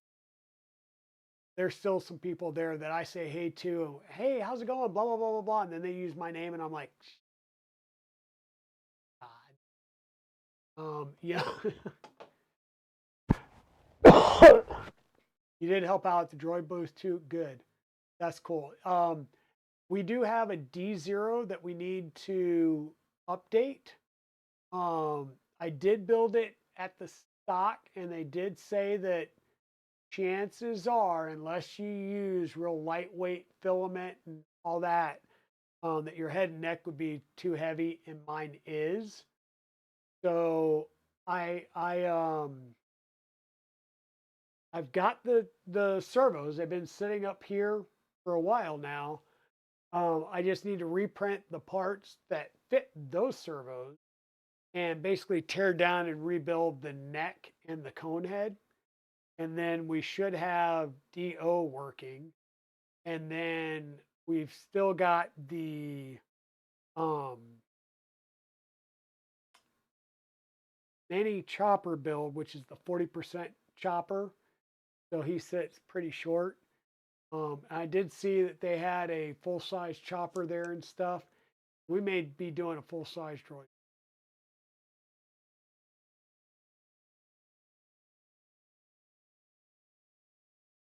Poly dryer is good. I really, well, I say good. It's great. I really like it. I've got 5 of them sitting right down here in front of the bench, and it holds my PCCF and a lot of my CF filaments and my TPU that's open. Go in the poly dry boxes, because they've got desiccant in them, and you can pull it down with the dryer, pop the silicone sealed pops on, or um, seals on them, and it'll maintain that. When I first got it, we pulled down I think it was PCCF, or no, it wasn't. It was nylon. It was PA12 CF, I believe. We pulled that down and let it sit there, and I think for a month it stayed down in the like 10% range from first cook to just letting it sit. And it sat there for a month. The seals on the poly dryer are good. I would definitely recommend it. On the Positron, we're going to start our build on Thursday. I know Tech Cheaper started his, and ModBot's next build session is tomorrow. So,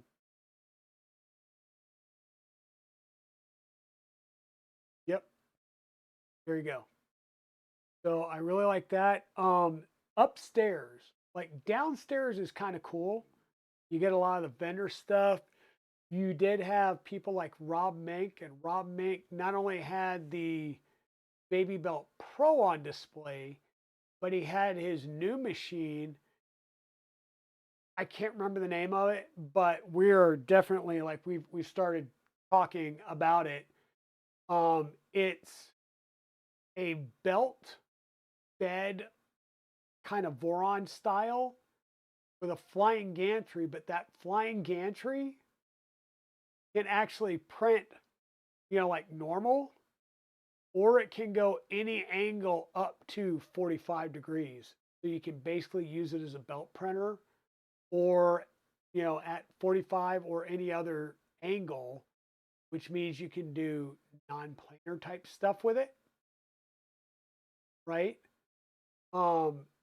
That is looking really cool, and he was not prepared for the amount of interest that people had in that.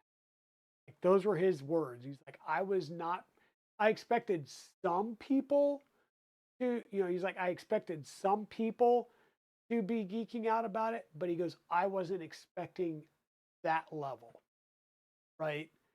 And like I said, I know how much interest and conversation was happening at my booth, which I had the Trident with the box turtle on one end of the table, and the other end we had the black box sitting on black stack. And to be able to just talk all weekend long about multicolor, and it's really multicolor, with box turtle or any AMS or MMU type system, you're really multicolor. Pick what type of filament you're using, because you're using all the same temp range filament at a given time, right? You can swap between them, but you don't want to do like PLA and PETG through the same filament, because PETG is super sticky and you're never going to get it purged clean. So after a few swaps, you will clog because of the temperature difference and the just not, you're going to get contamination, right? And you'll get a blockage. So that's where multi-material with tool changing comes into aspect. Hey, Jedi Spotty, welcome in. Thank you for the 2-month resubscribe. I appreciate it, my friend. I don't know if you were able to make it up to 3D Printopia this weekend, but at some point, if not, we need to get you up here to the Dragon Den so you can check some of this out in real life. Then after, we won't do it on a stream, but getting you out here at some point and showing you the craziness that is the Dragon's Den would.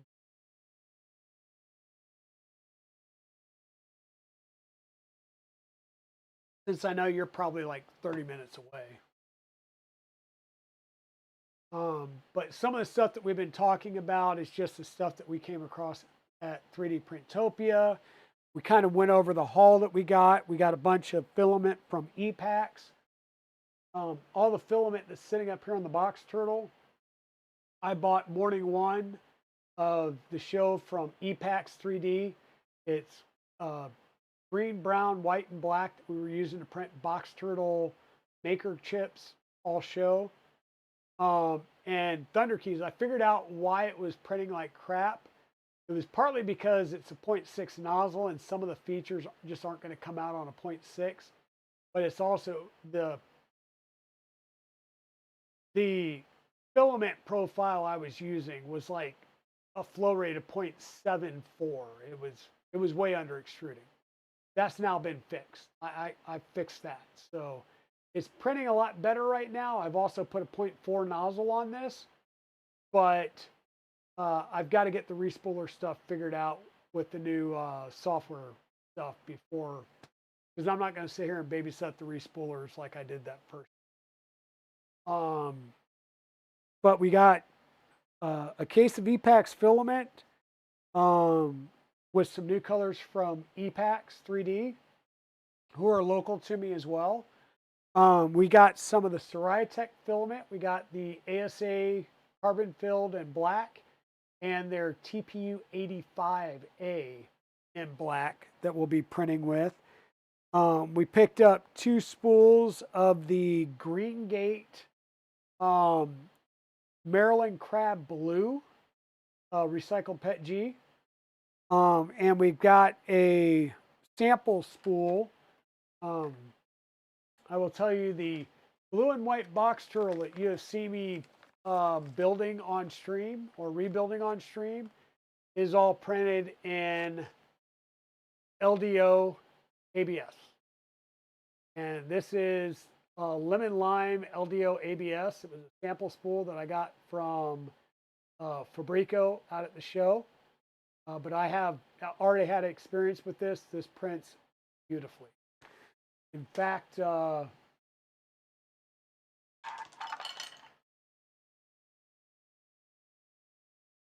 this is that ABS filament printed on the Bamboo X1C and that blue filament. So they got a lot more colors coming out. There's a lot more than the blue, the white, and the black. And it's a nice. It prints very, very nice. Let's see. We picked up E3D brought a package over to KB3D because KB3D was one of their big. E3D, when they come to these shows, because they're a UK company, they don't actually sales. They do sales through their resellers. KB3 being one of those.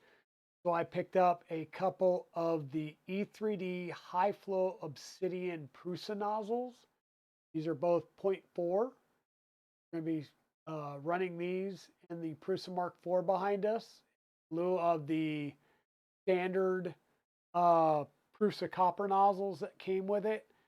I may or may not have another nozzle that I will be testing out in there, but we got these.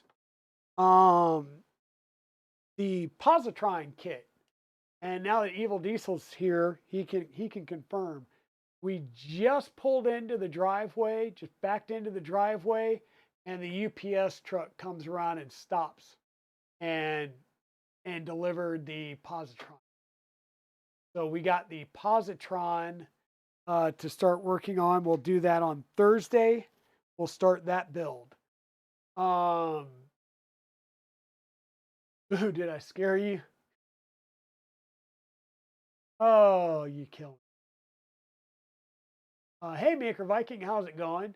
Yeah, I got some really cool filament that would probably look good on a fin rear if it's reached a point where you want me to build one.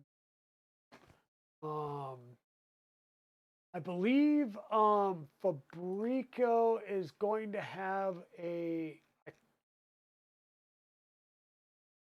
don't know if I can.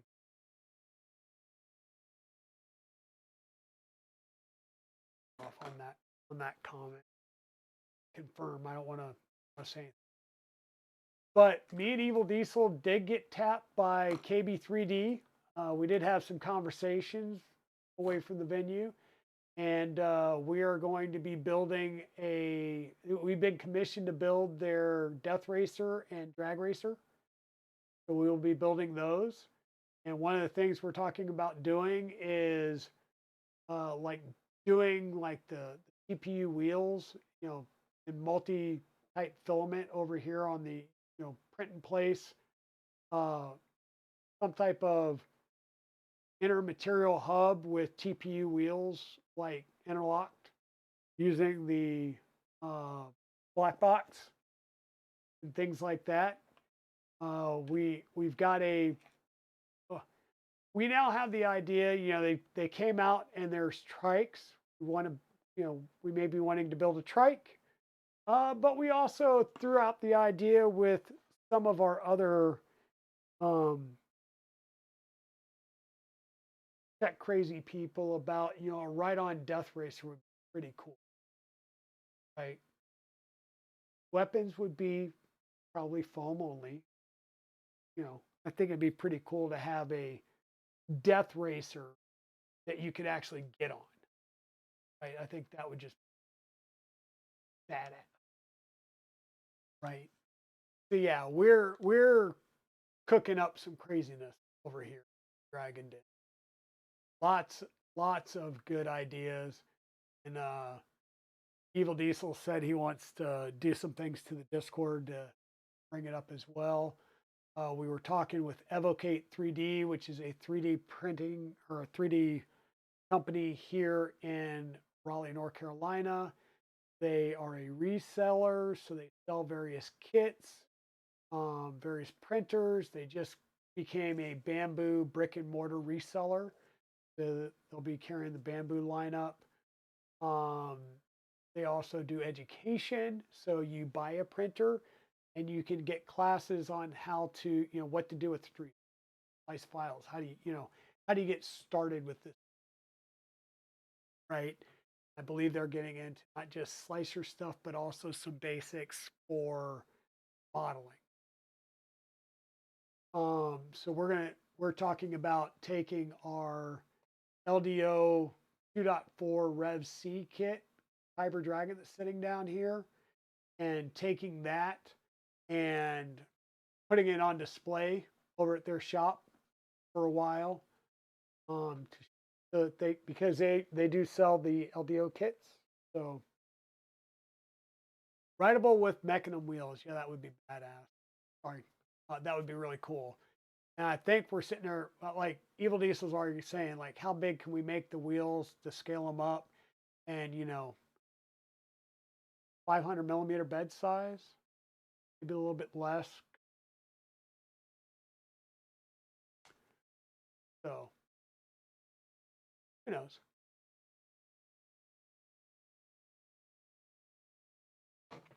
Who knows?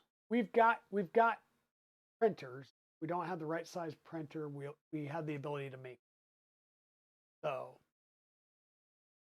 we're we're thinking we'll do some more crimes. And hey, Tech Jeeper, thank you for rating in. I just realized that there were boxes going on there that everybody rated. Thank you, Tech Jeeper, for the raid. I appreciate that. You rated in with a party of 6. Couldn't tell 6 or an 8. But thank you. Welcome on in. It's another kind of chill stream thing. My plan was to be working on building the box turtle. As you can see, we've got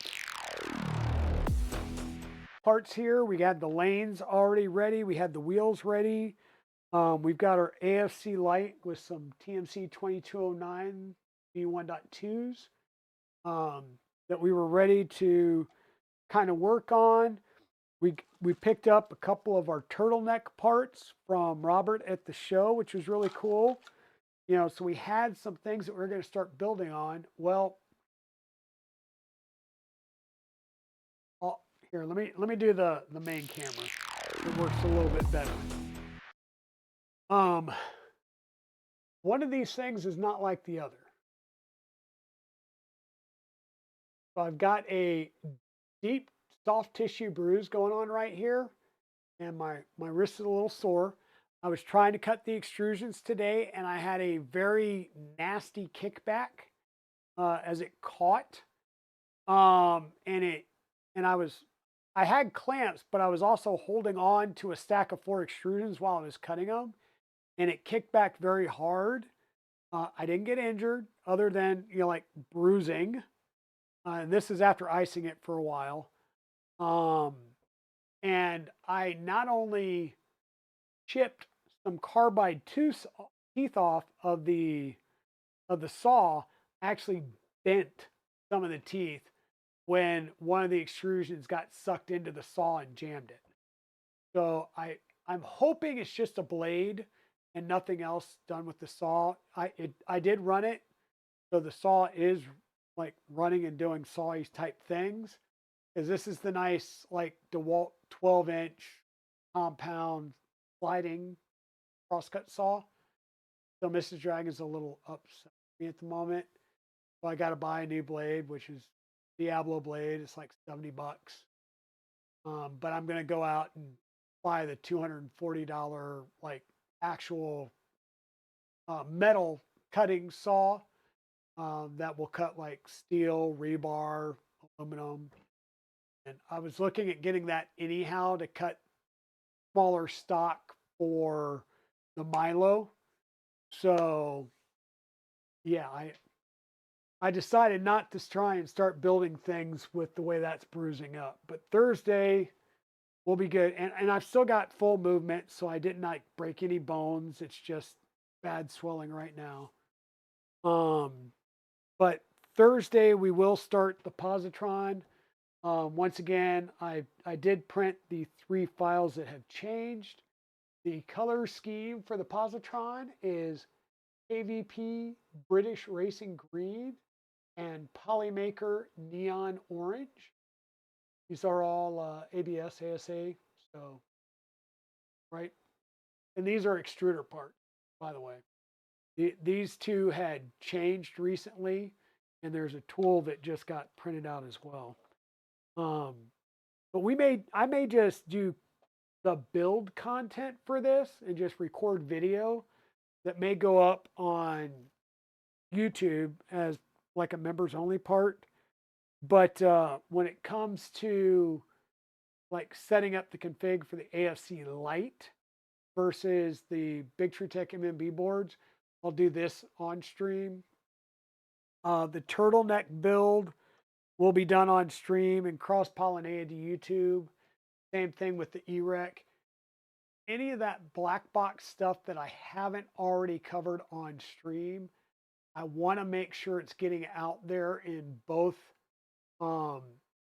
Twitch and the YouTube land, because the amount, like we had 6 of these at the show, at least 2 of them, one of mine, the blue and white one that was at the KB3 booth and KB3D booth, and the one that was at Zombie Hedgehogs, static display only.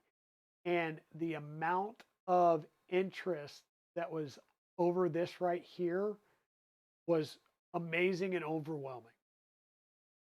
Like, and the number of people that have joined the Discord over the weekend is kind of crazy. People are excited. And I've already talked to Armored Turtle about getting some more filament and printing one that matches this. So when this goes over to Evocate, it'll have a box turtle on it with appropriate signage where to go for the open beta and the open beta. This goes over. But this has to get a Filomatrix. It has to be dialed in, tuned in, running with the box turtle. It will not go out unless it's like hit print, it prints, peel prints off, hit print again. It won't go out unless, because when this goes to Evocate, this is not just an LDO kit that they play, but it's my work with my name and my sign on it in their store. So once again, we're going to be trying to build the Digital Dragon 72 brand and whatever we name the company that we're going to be setting up later. Like we're trying to talk with our CPA right now to figure out what is the best legal entity set up for where we want to go, right? But we want to get into some commercial print both me and where'd we go? Whether it's building printers for people on commissions or commercial PIF for printers of various types to instructional videos. I mean, the whole channel and any revenue from this channel will play into that. You know, the trips to the shows and stuff. So we're working on, you know, what's that next step for us. Of course, you know, building things for KB3D, you know, it'd be like KB3D badged, but you know, there'll be like a built by down there. Our name, our our war crime of a right on Death Racer. Get there, we'll.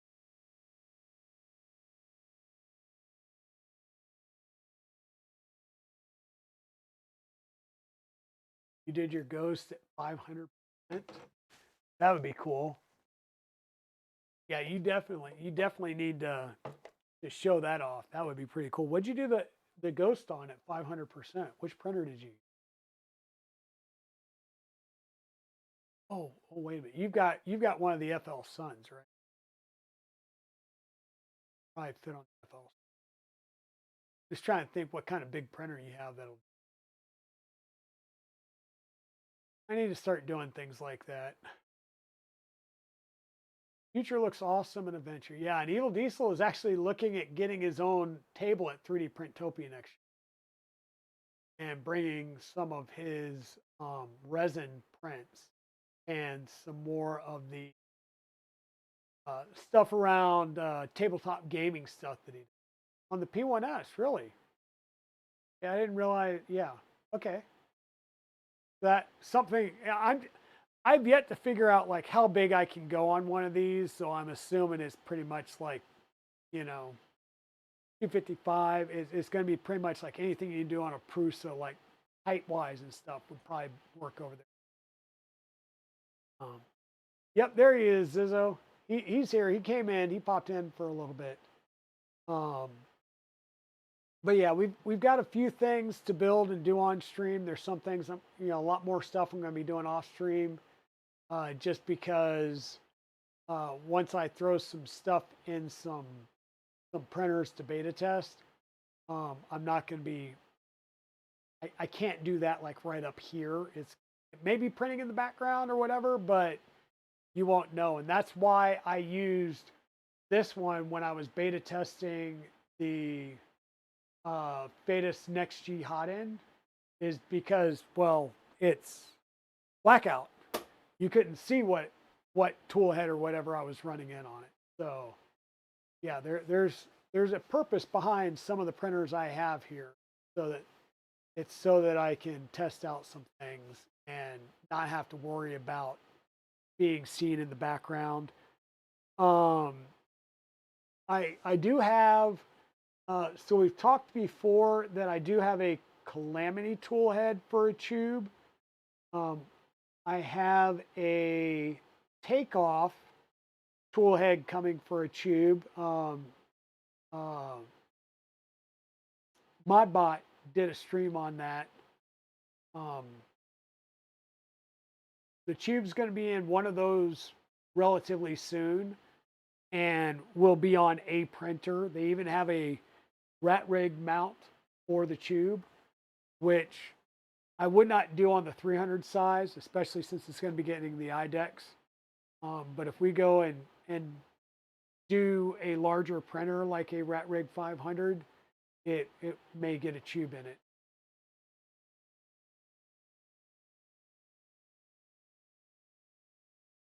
And I did talk, because I've been having a hard time finding a mount that will work for the Staccato HE40. Once again, we've got the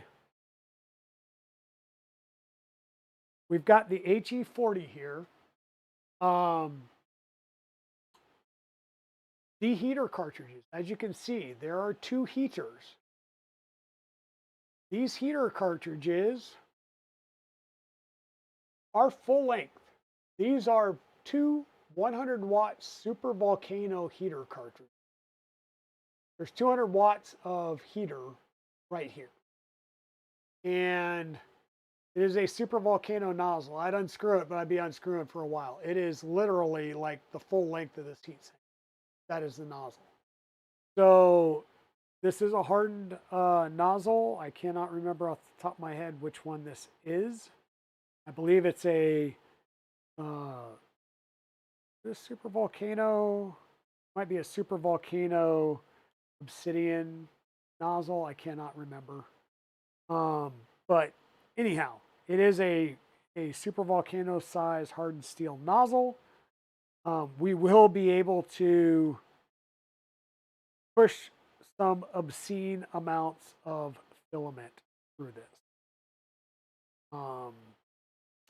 I talked to the All 3DP folks while at the show.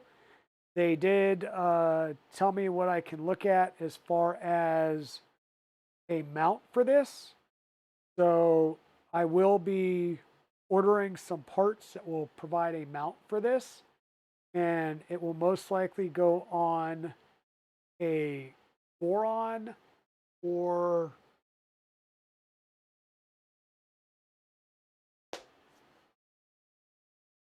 something that resembles a Voronish type frame.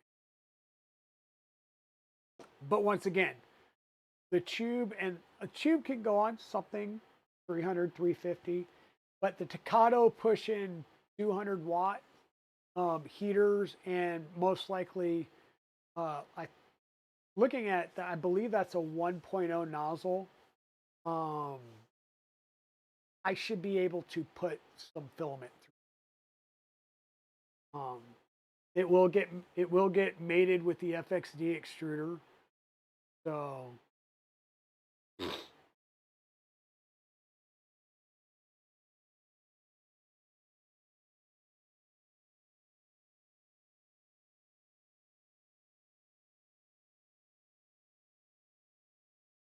oh, you only had about a 1 hour drive? That's cool. We had it was just under a 7-hour drive, but we did hit a few parts with some rain.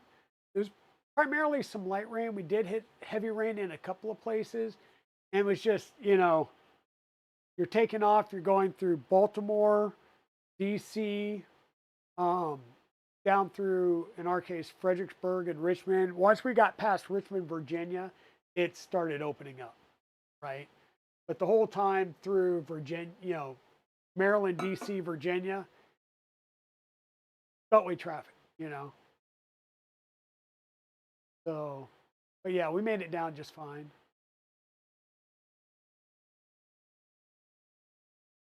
Why 2 heaters? Well, in this case, that is a large melt zone. That will allow you to, so with those heaters and the right printer, you would be able to do more than the standard ABS, ASA, PC. You can start getting into things like PET itself, like true PET, not PETG, but PET, and other filaments. I wouldn't say that I would be like, yeah, I'm going to start running peak tomorrow. No, because that is expensive filament, and you better have a defined use case and a very specific requirement. But the point will be for that is to run large volumes, and it's probably is overkill, right? It definitely is, right? But it's going to be there for running large amounts of plastic through and doing larger parts for running PET in a day. Yeah, it is overkill, and whatever printer I put it on is going to be overkill. The one that A3DP had at the show looked like a Voronish type frame with a flying gantry a little outsized. It had a compressed air cooling system. Okay. It had a pump on the back, not a CPAP, a pump going through air hose, and not CPAP air hose, but more like um it looked about this, like the outer diameter of I'll say like brake line. Not, it was thicker, it was a little bit bigger than aquarium, but not, not type of thing. But it came, it was flexible hosing to the top of the extruder where it went into a compression fitting, right, at the top of a brass piece that split it into tubes that came down, it came down and directed at the nozzle. So bent brass tubing or copper tubing to the nozzle with with compressed or pressurized air. And because it was a pump, normally with a fan, if you're going from like when you're ramping up from like 30% to 100%, there's a ramp up time. The pump is instantaneous. Like your air volume pressure is, it's either here or it's there, and it's immediately there, right? So you can run a larger amount of material because you've got a larger heat zone and you're piping some good heat into it, right? So that's the thing. But then you're going to have good part cooling and either have good cold side cooling, or in this case, all metal mounts, all metal extruder, well sealed enclosed chamber that can hit higher temperature, because straight polycarbonate or straight PET are going to like a very warm environment to keep from getting warps and layer adhesion issues. So yeah, that's the thing is I got some hot ends that were kind of cool things. I traded a micron for a tube, and I traded a salad fork for an HE40 and a I'll say it's a Rev 1 or version 1 FXD extruder. There is a newer version out. I don't know what the upgrade kit would cost. The extruder is a couple $100 because it's all metal. So I'm not going to be worried about it. It's going to crank and cook, right? I believe ModBot is running a FXD extruder into a tube on the takeoff that he mounted on his 0G, I believe. I think it went on his 0.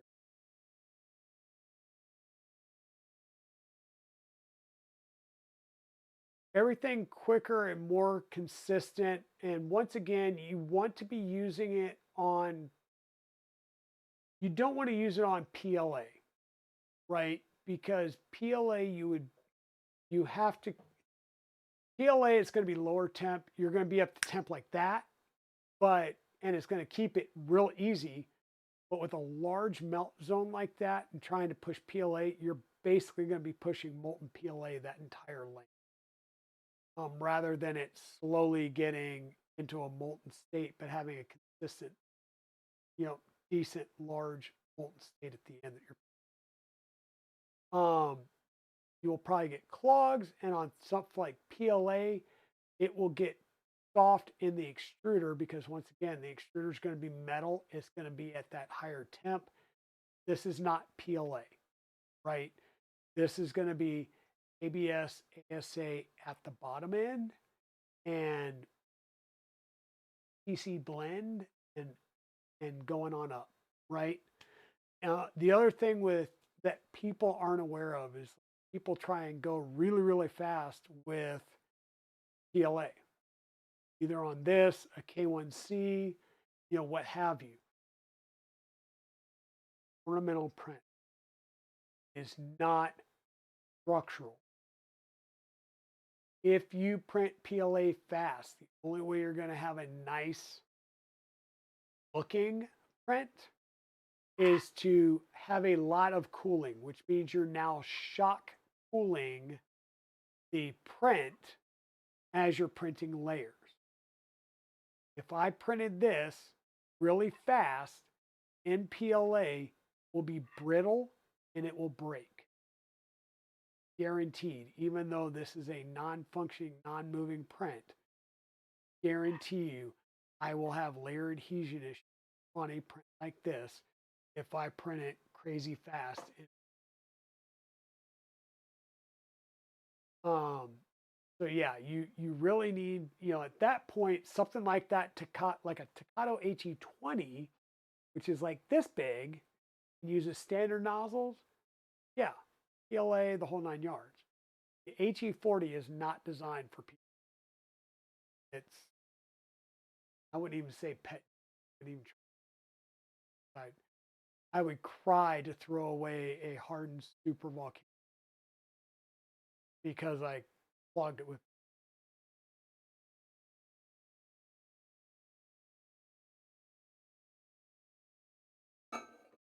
But yeah, like the printer they were using to print, they actually had metal sides, and I saw them and Luke's Lab and a couple other printers at the show that actually had the metal, like when I say duct tape, I'm not talking about the duct tape that has the like weave in it. I'm talking about the metal ducting tape that you seal up the AC ducts with. Yeah, all the sides and corners were sealed with that. That you use those. The tube you can use on various things, right? But that Takato hot end, you're going for something that loves a chamber heater and higher temp.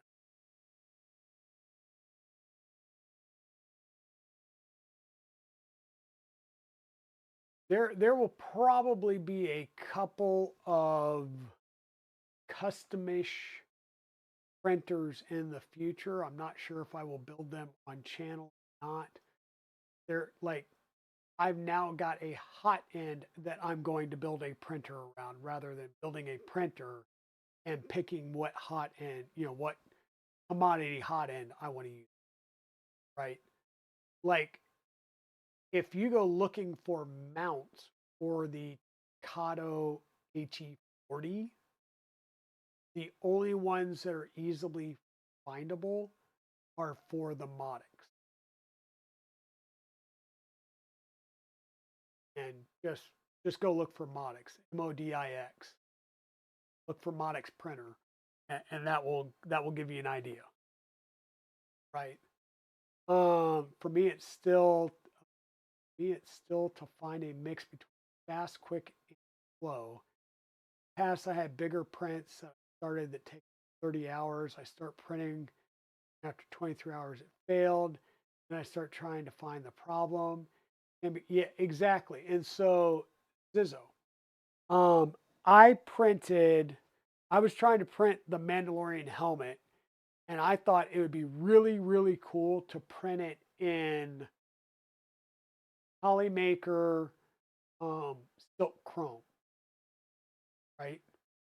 So some of the accents on this, hey Mia, some of the accents on this, right? This is the Polymaker silk chrome. Looks beautiful.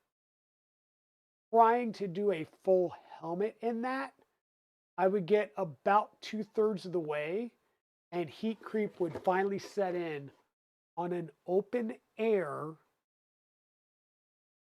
Ender 5 Plus turned 0G Mercury 1, and we're talking a 2+ day print, and both times it failed in the same spot, and it was about this tall. And it was heat creep, and I wound up digging the nozzle part and having to really dig out a clog. So on prints like that, I have learned nothing silk. It looks great. It's going to look beautiful. You have to print it slow, and you're going to have issues. Use cosplay PLA, Polymax, like Polymaker Polymax, or any type of PLA Plus, PLA Pro. Or if you can and you're enclosed, do ABS. Full set of Mandalorian armor, Imperial Mandalorian Commando armor, and I've been printing it in light gray ABS or ASA. Hey Chris, how's it going? How you doing? Have your ears been burning? We've talked about you a lot tonight. And not once did I talk about the problems we have with the rooks yet. Now that you're here. The one, the Rook 20, the Rook 2020 Mark II, the KB3D Rook. Remember, we had it on the bench and we were trying to set it up to work with the box turtle. And I decided, no, it's not going to print well, so I don't want it printing through the box turtle at all. That box turtle will be static. That Rook still had the include AFC config in it, and I could see the IP address. I could reach the IP address.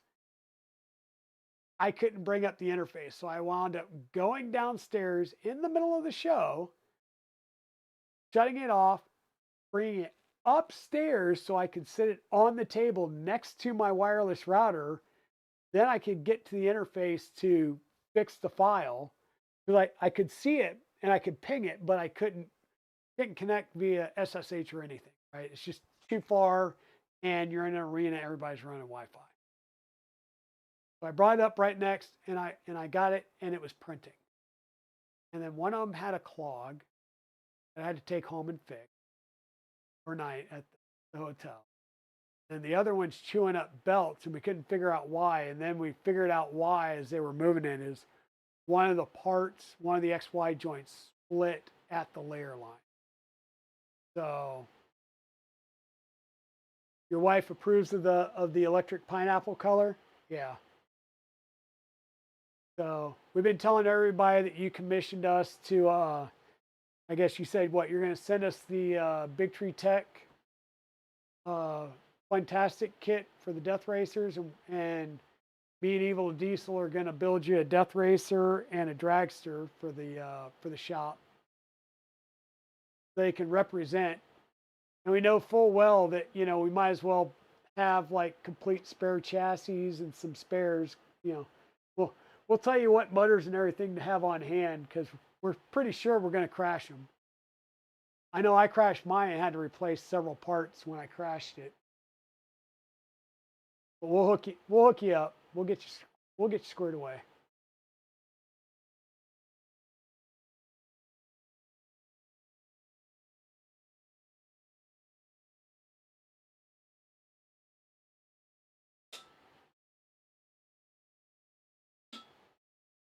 But yeah, don't try and do helmets in any silk, and never, ever, ever try and run a silk print fast. Guarantee you, if it completes and it looks great, first time somebody bumps it, knocks it off of a table or something, it's broken. If you want prints to last, go slow. Fast is great for shows and just showing off that it can do it.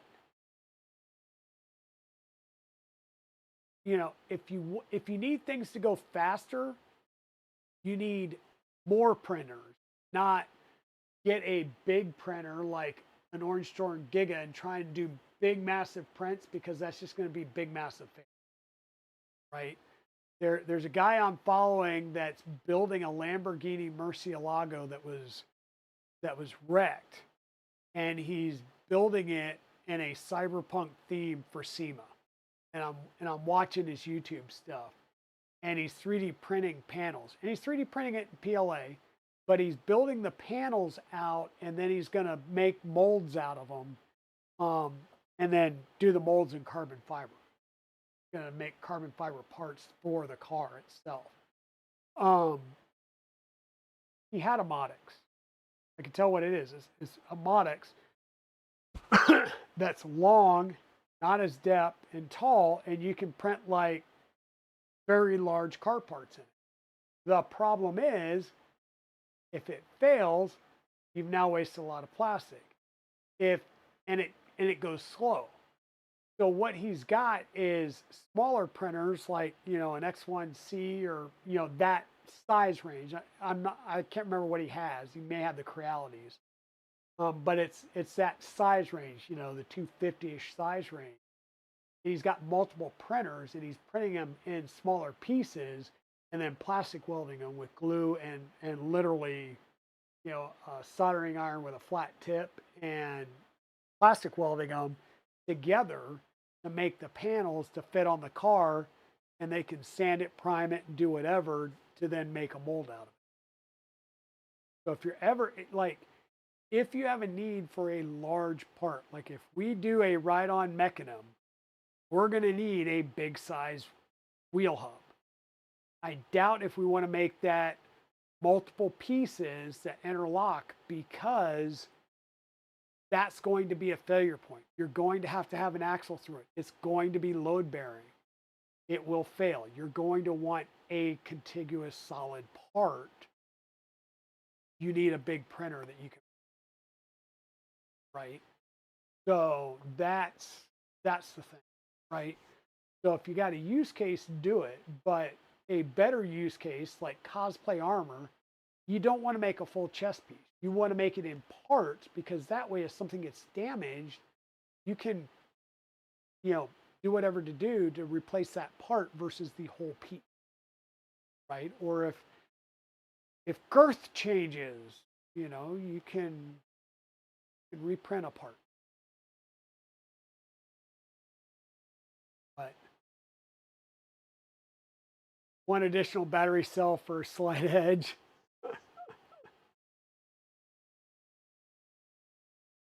Yeah. Okay, you posted a misprint in the general channel. Okay, so we can. I try not to bring Discord up on during stream, because I mean way too many things, and it'll keep ding ding ding ding type of thing. But yeah, it, the best thing if you're trying to go fast, unless you like, if you're doing an Iconel print of a Raptor engine cone, one, you've got a hell of a printer, fellow 3D printer, and I've actually seen it. You actually have like stairs that you walk up to get on the, yeah, it's a big thing. You get something that size, and it's gonna suck, but you'll wait for the print. But yeah, you got to know how it works best with your workflow and gets you the end product that you need. So yeah.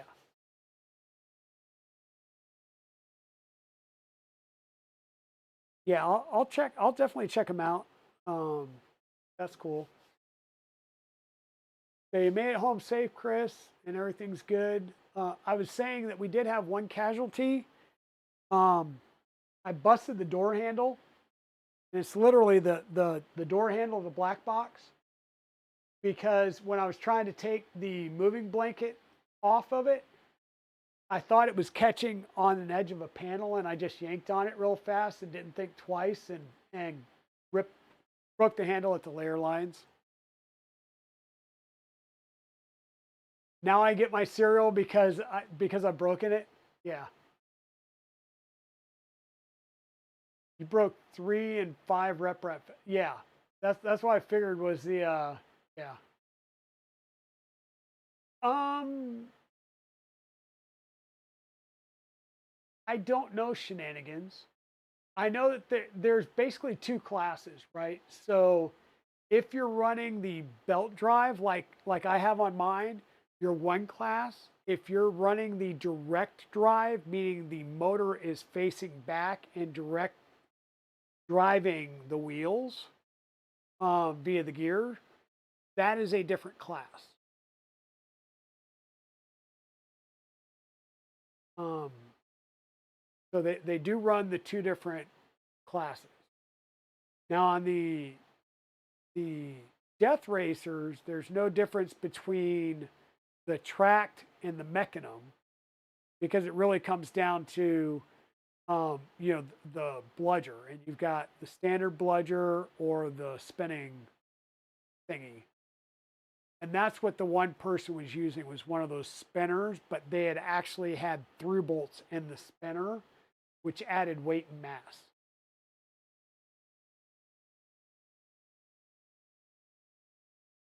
Yeah. Well, welcome on in, everybody.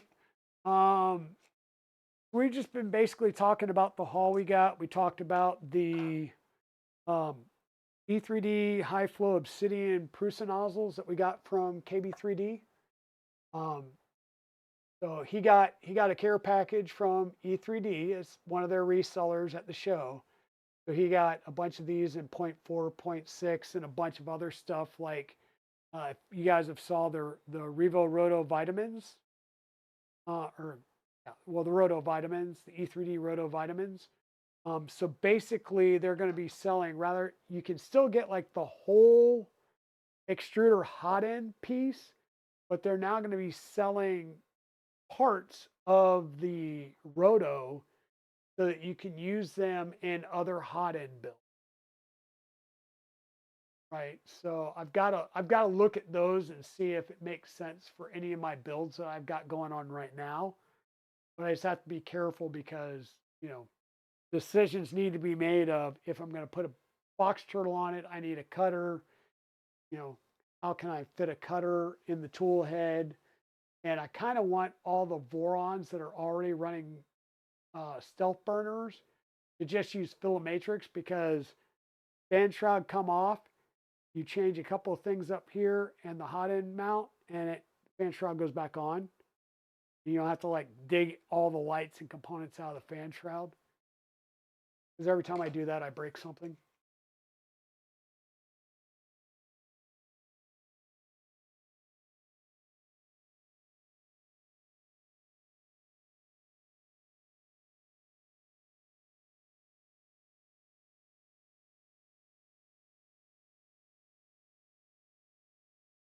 But I don't know if the batteries are regulated on the dragsters. I do know that, you know, if you want to go kind of buck wild and crazy, you can, but you'll be in an exhibition. It won't be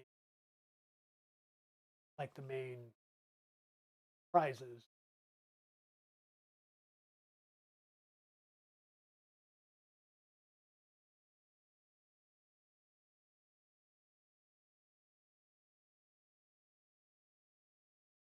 Yes, yield easily. Say it ended up being nozzles. I've missed whatever that.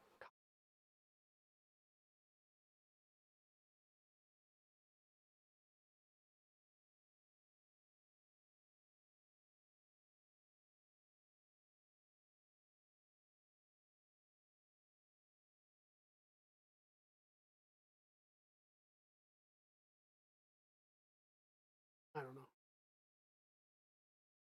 Oh, in the weapon of the overpowered Death Racer. Oh, they had nozzles in there? Oh wow. But still, I mean it's you know, it's like my BattleBot, right? It was a PCCF weapon that used M5 countersunk bolts as kind of like the tip cutters. And yeah, I mean, you can't do that if you're going into an all plastic type thing, right? So yeah, you can't run your Death Racer on Nissan Leaf batteries. It's supposed to run on standard lipos and not a DeWalt 6 amp hour battery pack. Um, Now that would be cool if we could figure out that, or you know, figure out a battery charger that would run our Ride-On Death Racer fuel diesel. Like maybe get with Mitch, because that's what he runs his backpack printers off of. That'd be pretty cool if we had like 3 or 4 of those and we just went go. Maybe a couple of the 40 amp hours. Got some big ones for my electric mower.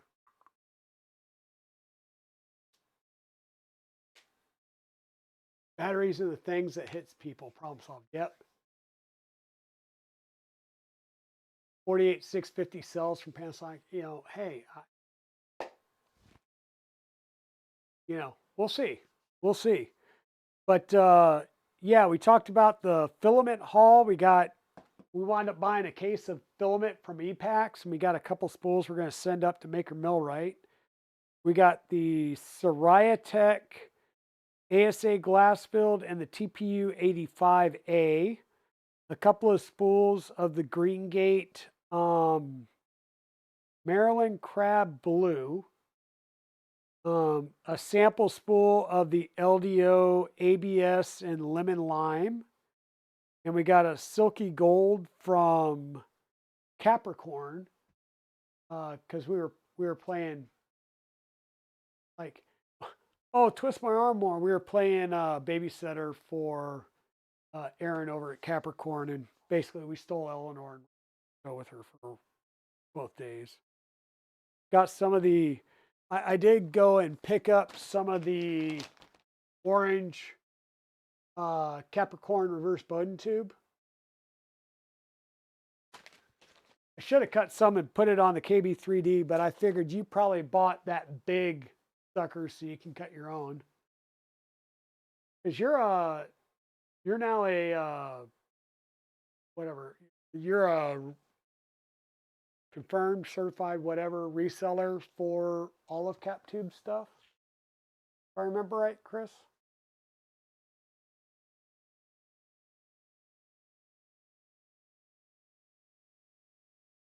Hold my beer.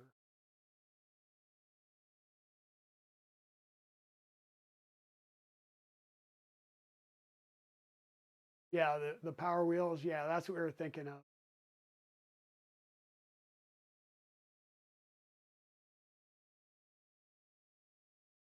Yes, yes. So yeah, KB3D Chris, just confirmed that, yeah, they're now, you picked up a lot of things. Like, do you want to announce some of the stuff that you guys closed on, if you're willing to announce whatever you closed on at the show? Yeah, color all the things. That's what we need is the UV reactive PTFE tube. So that, you know, when you do your crazy build, like a UV reactive positron or whatever build, you get a matching one in the PTFE tube. Throw some black lights on it.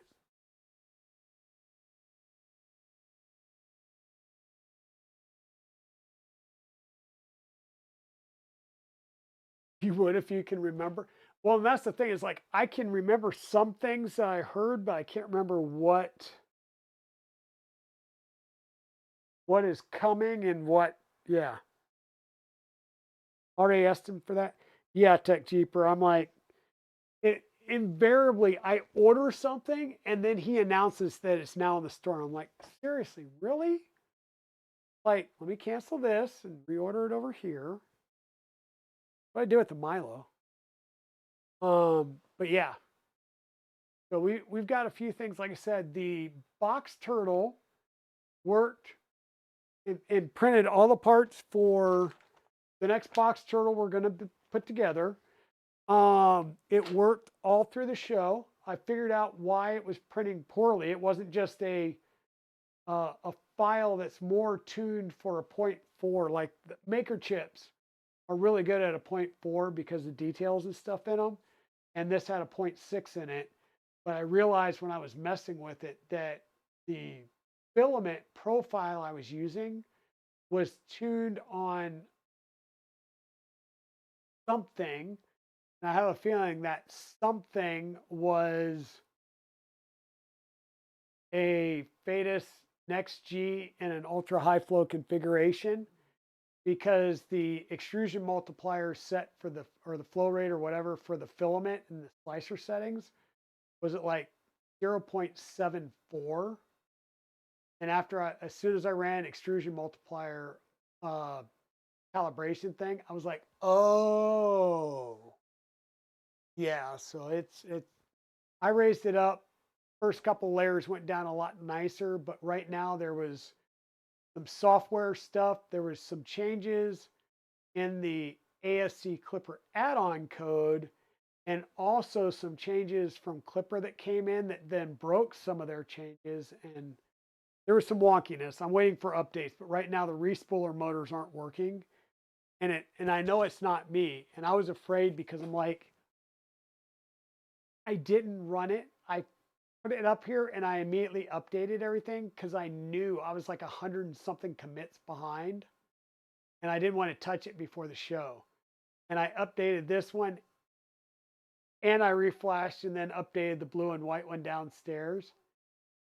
But neither one of them are working at the moment without sitting here and doing a manual respool every time it did a film.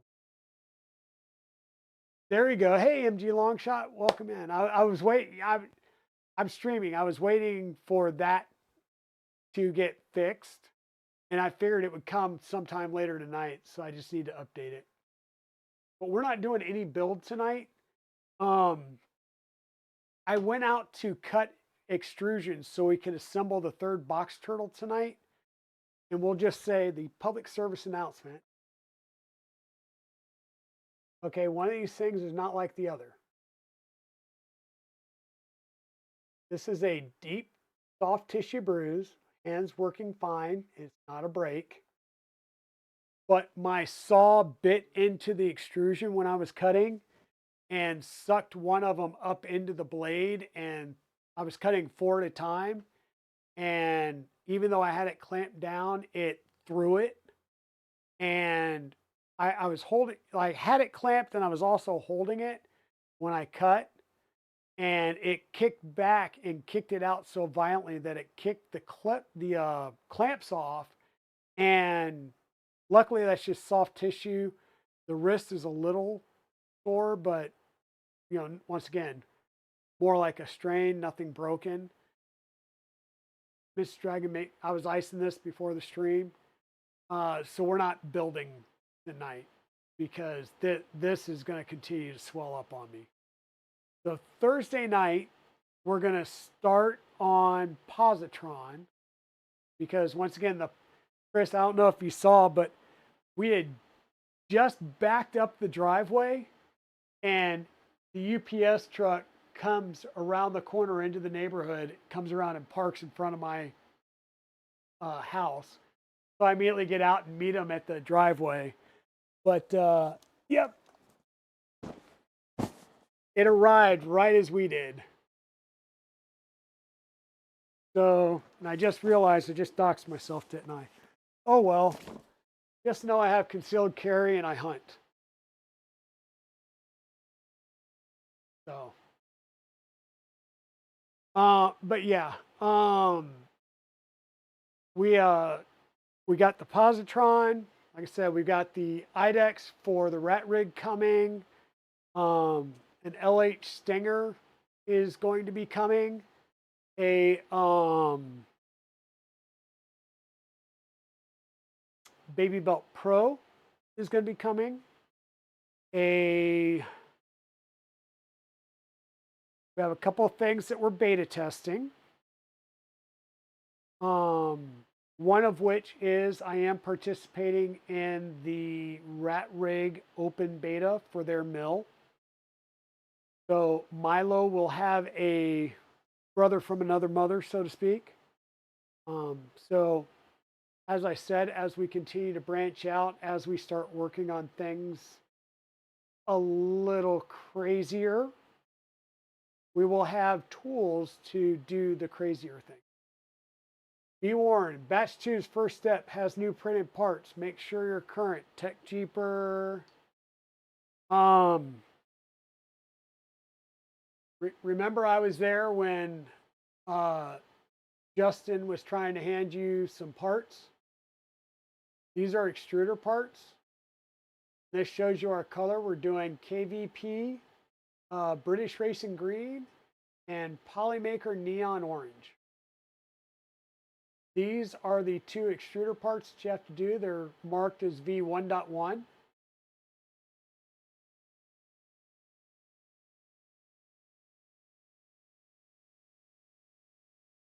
And the third part is a,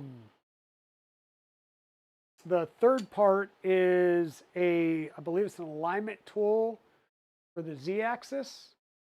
And that finished printing at the beginning of the stream. I was just letting it sit here and cool. It's always great to hear things releasing off the build plate, but not warping because it had a Vision Miner Nano. But this is the other piece that Justin alignment jig.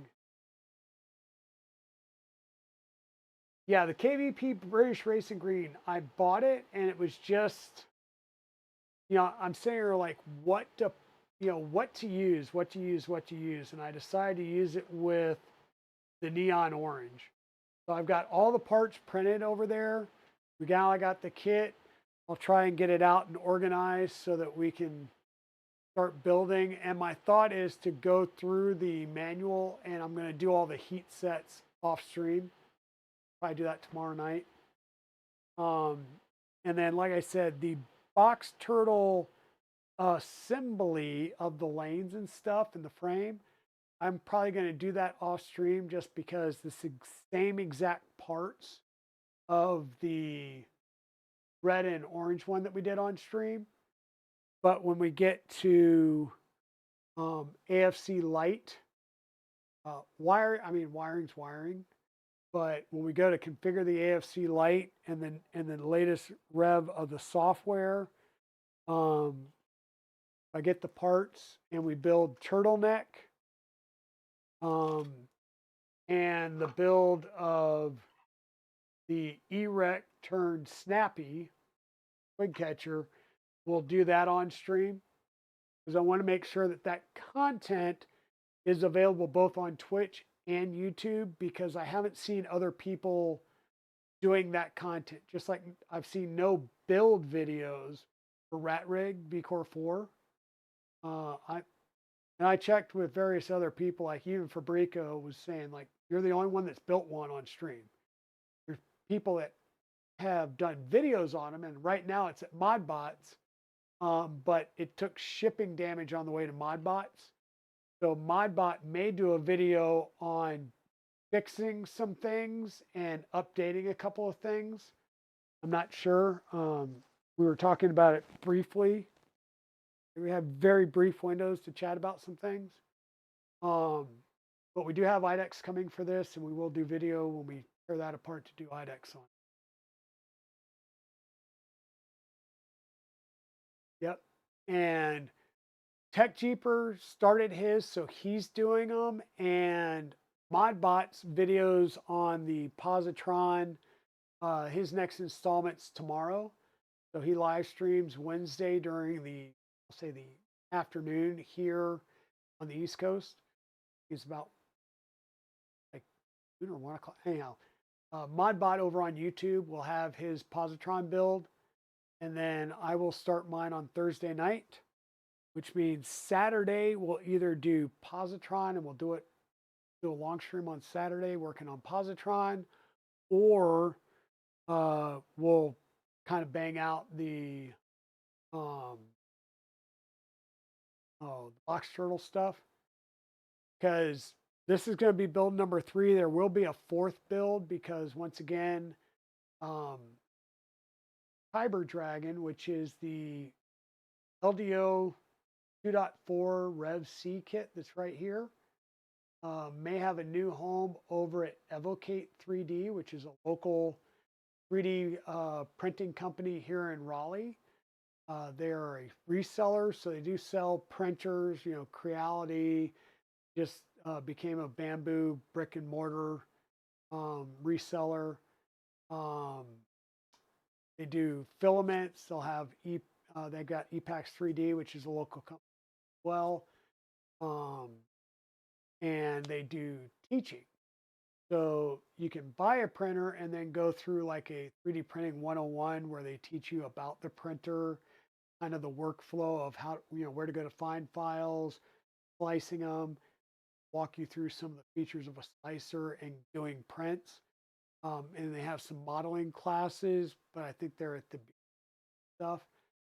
So they're pretty cool. They're building and growing, and they're pulling some of their talent from the, I'm going to say kids, 52 years. They're pulling. Okay, let's go this way. Graduates and people that are in graduate type programs from the local university, and trying to bring them in. Some of the kids that are additive manufacturing and engineering. Yeah, I'm with you, Evil Diesel. I'm kind of in that post mode again. We're gonna be raiding out here soon. Because yeah, I'm gonna be the same way. I gotta go to work. Oh, I gotta go to work tomorrow. Gotta get up and log in and get caught up on 5 days of email.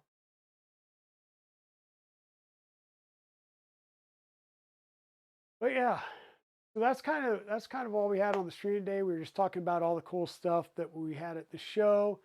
There's lots of cool things that are at these shows. If you ever get a chance to go to one of these shows, please, please, please do it.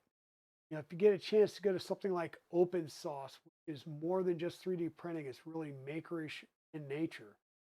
Go out and see the things that people are cooking up. It is so awesome.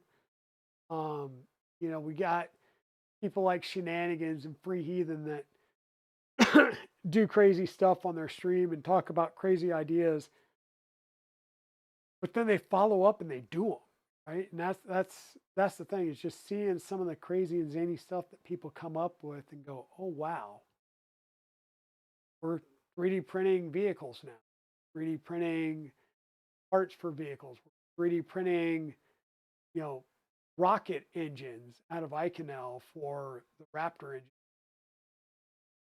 Crazy the stuff that we do these days, and just because people say, can we? That's what we're here for as speakers. And being able to get involved and support things like Fox Turn is amazing.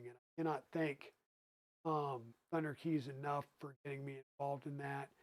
And Longshot, Armored Turtle, Wimero, or Wimatella, Wandro, and everybody that's jumped in here to help as I built it and up and running. Great. Thank you guys for that opportunity. I look forward to some of these collaborations that we're doing, Chris, and you know, we'll get you a working, viable Death Racer and Dragster that you can run.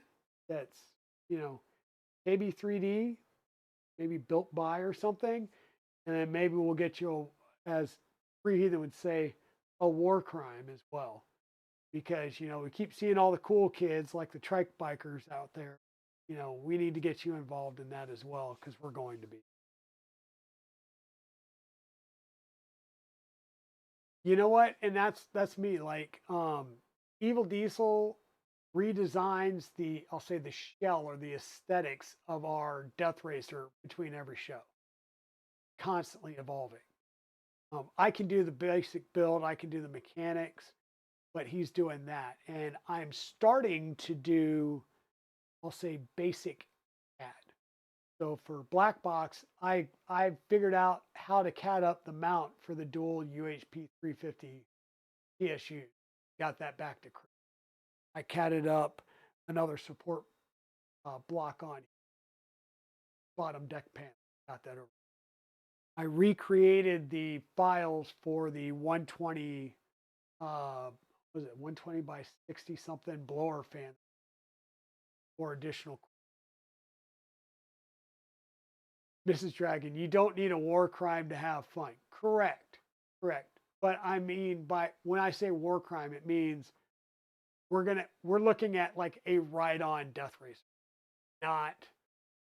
not something to bend the rules to go in and do things.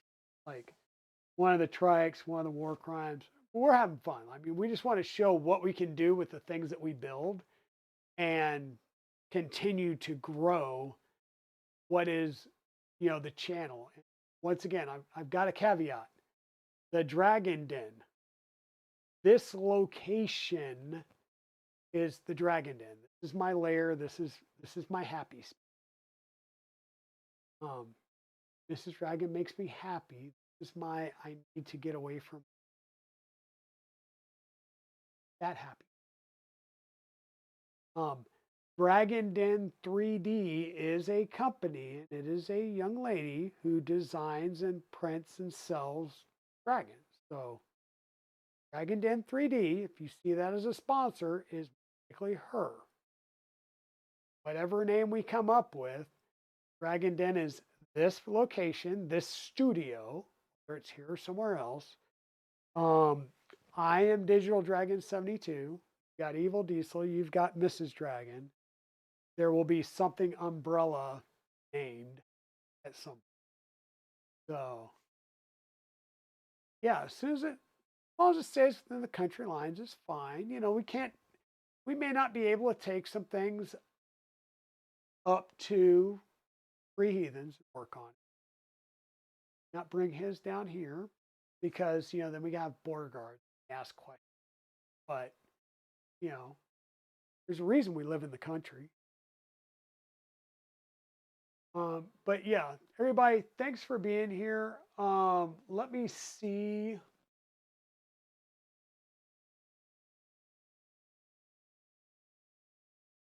Oh, it's like had a pop up. That strange look was over. Let me see who is online that we can raid out to. Astro Canuck, working on a Falcon Heavy set, Oxo, doing Lego set. Sid Heresy's doing some soldering and some fine. Hagar the Great is doing a project.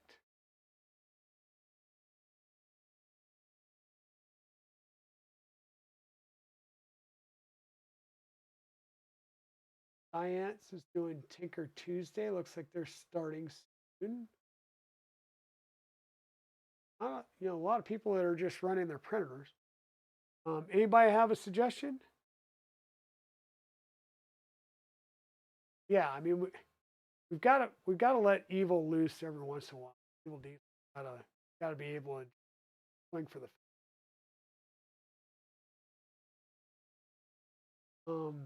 I don't know if there's somebody that I'm not following that you all would be interested in.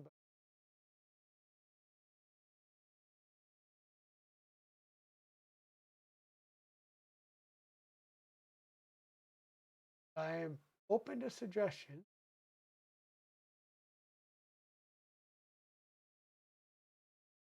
I mean, KB3D is not going to go online, is he?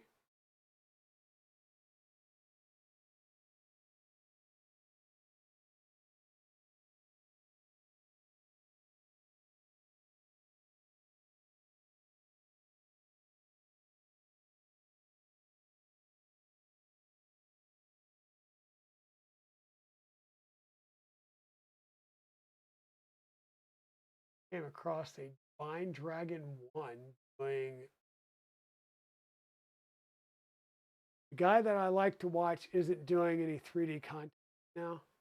It doesn't have to be 3D content, but I mean I'm fine with gaming, I'm fine with music, I'm fine with anything that's like electronics or adjacent. Just, nothing that's really.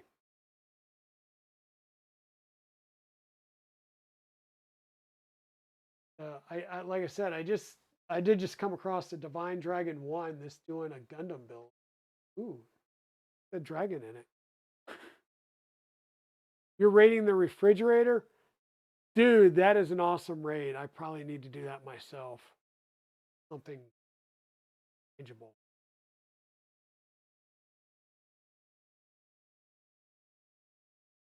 Let me run the follow again real fast.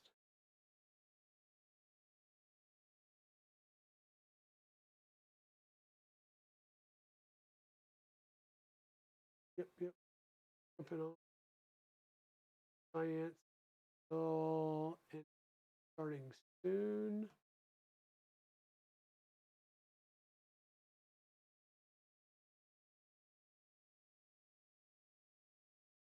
Well, let's go on over to Astro Canuck. Oh wait, good enough painting. He usually paints 3D prints. Okay, well hold on a second. Good enough painting. Let me go find them.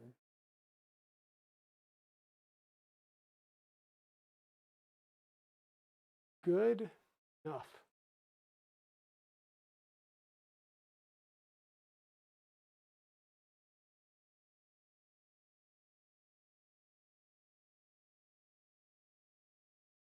Oh, there you go. Now, that's cool. RPG style games. That's good. So I'm going to go ahead and get that started. Thank you all for being here tonight. Thank you for the suggestion, Zizzos. We'll go check that out. Maybe find a new content creator here that we're willing to raid into again more often and just hang out with. So thank you all for being here. We will see you guys on Thursday night, 6 p.m. And we will be starting the Positron build. Like I said, we're going to hold off on me trying to cut extrusions for a while. I might have to just order some, even if I got some cut. Figure that out and make it work. But I am going to probably build a couple more box turrets across street. Thank you all for being here. Thank you for those of you that were 3D Printopia and stopped by and said hi. And we will definitely see you all again later on. Bye now.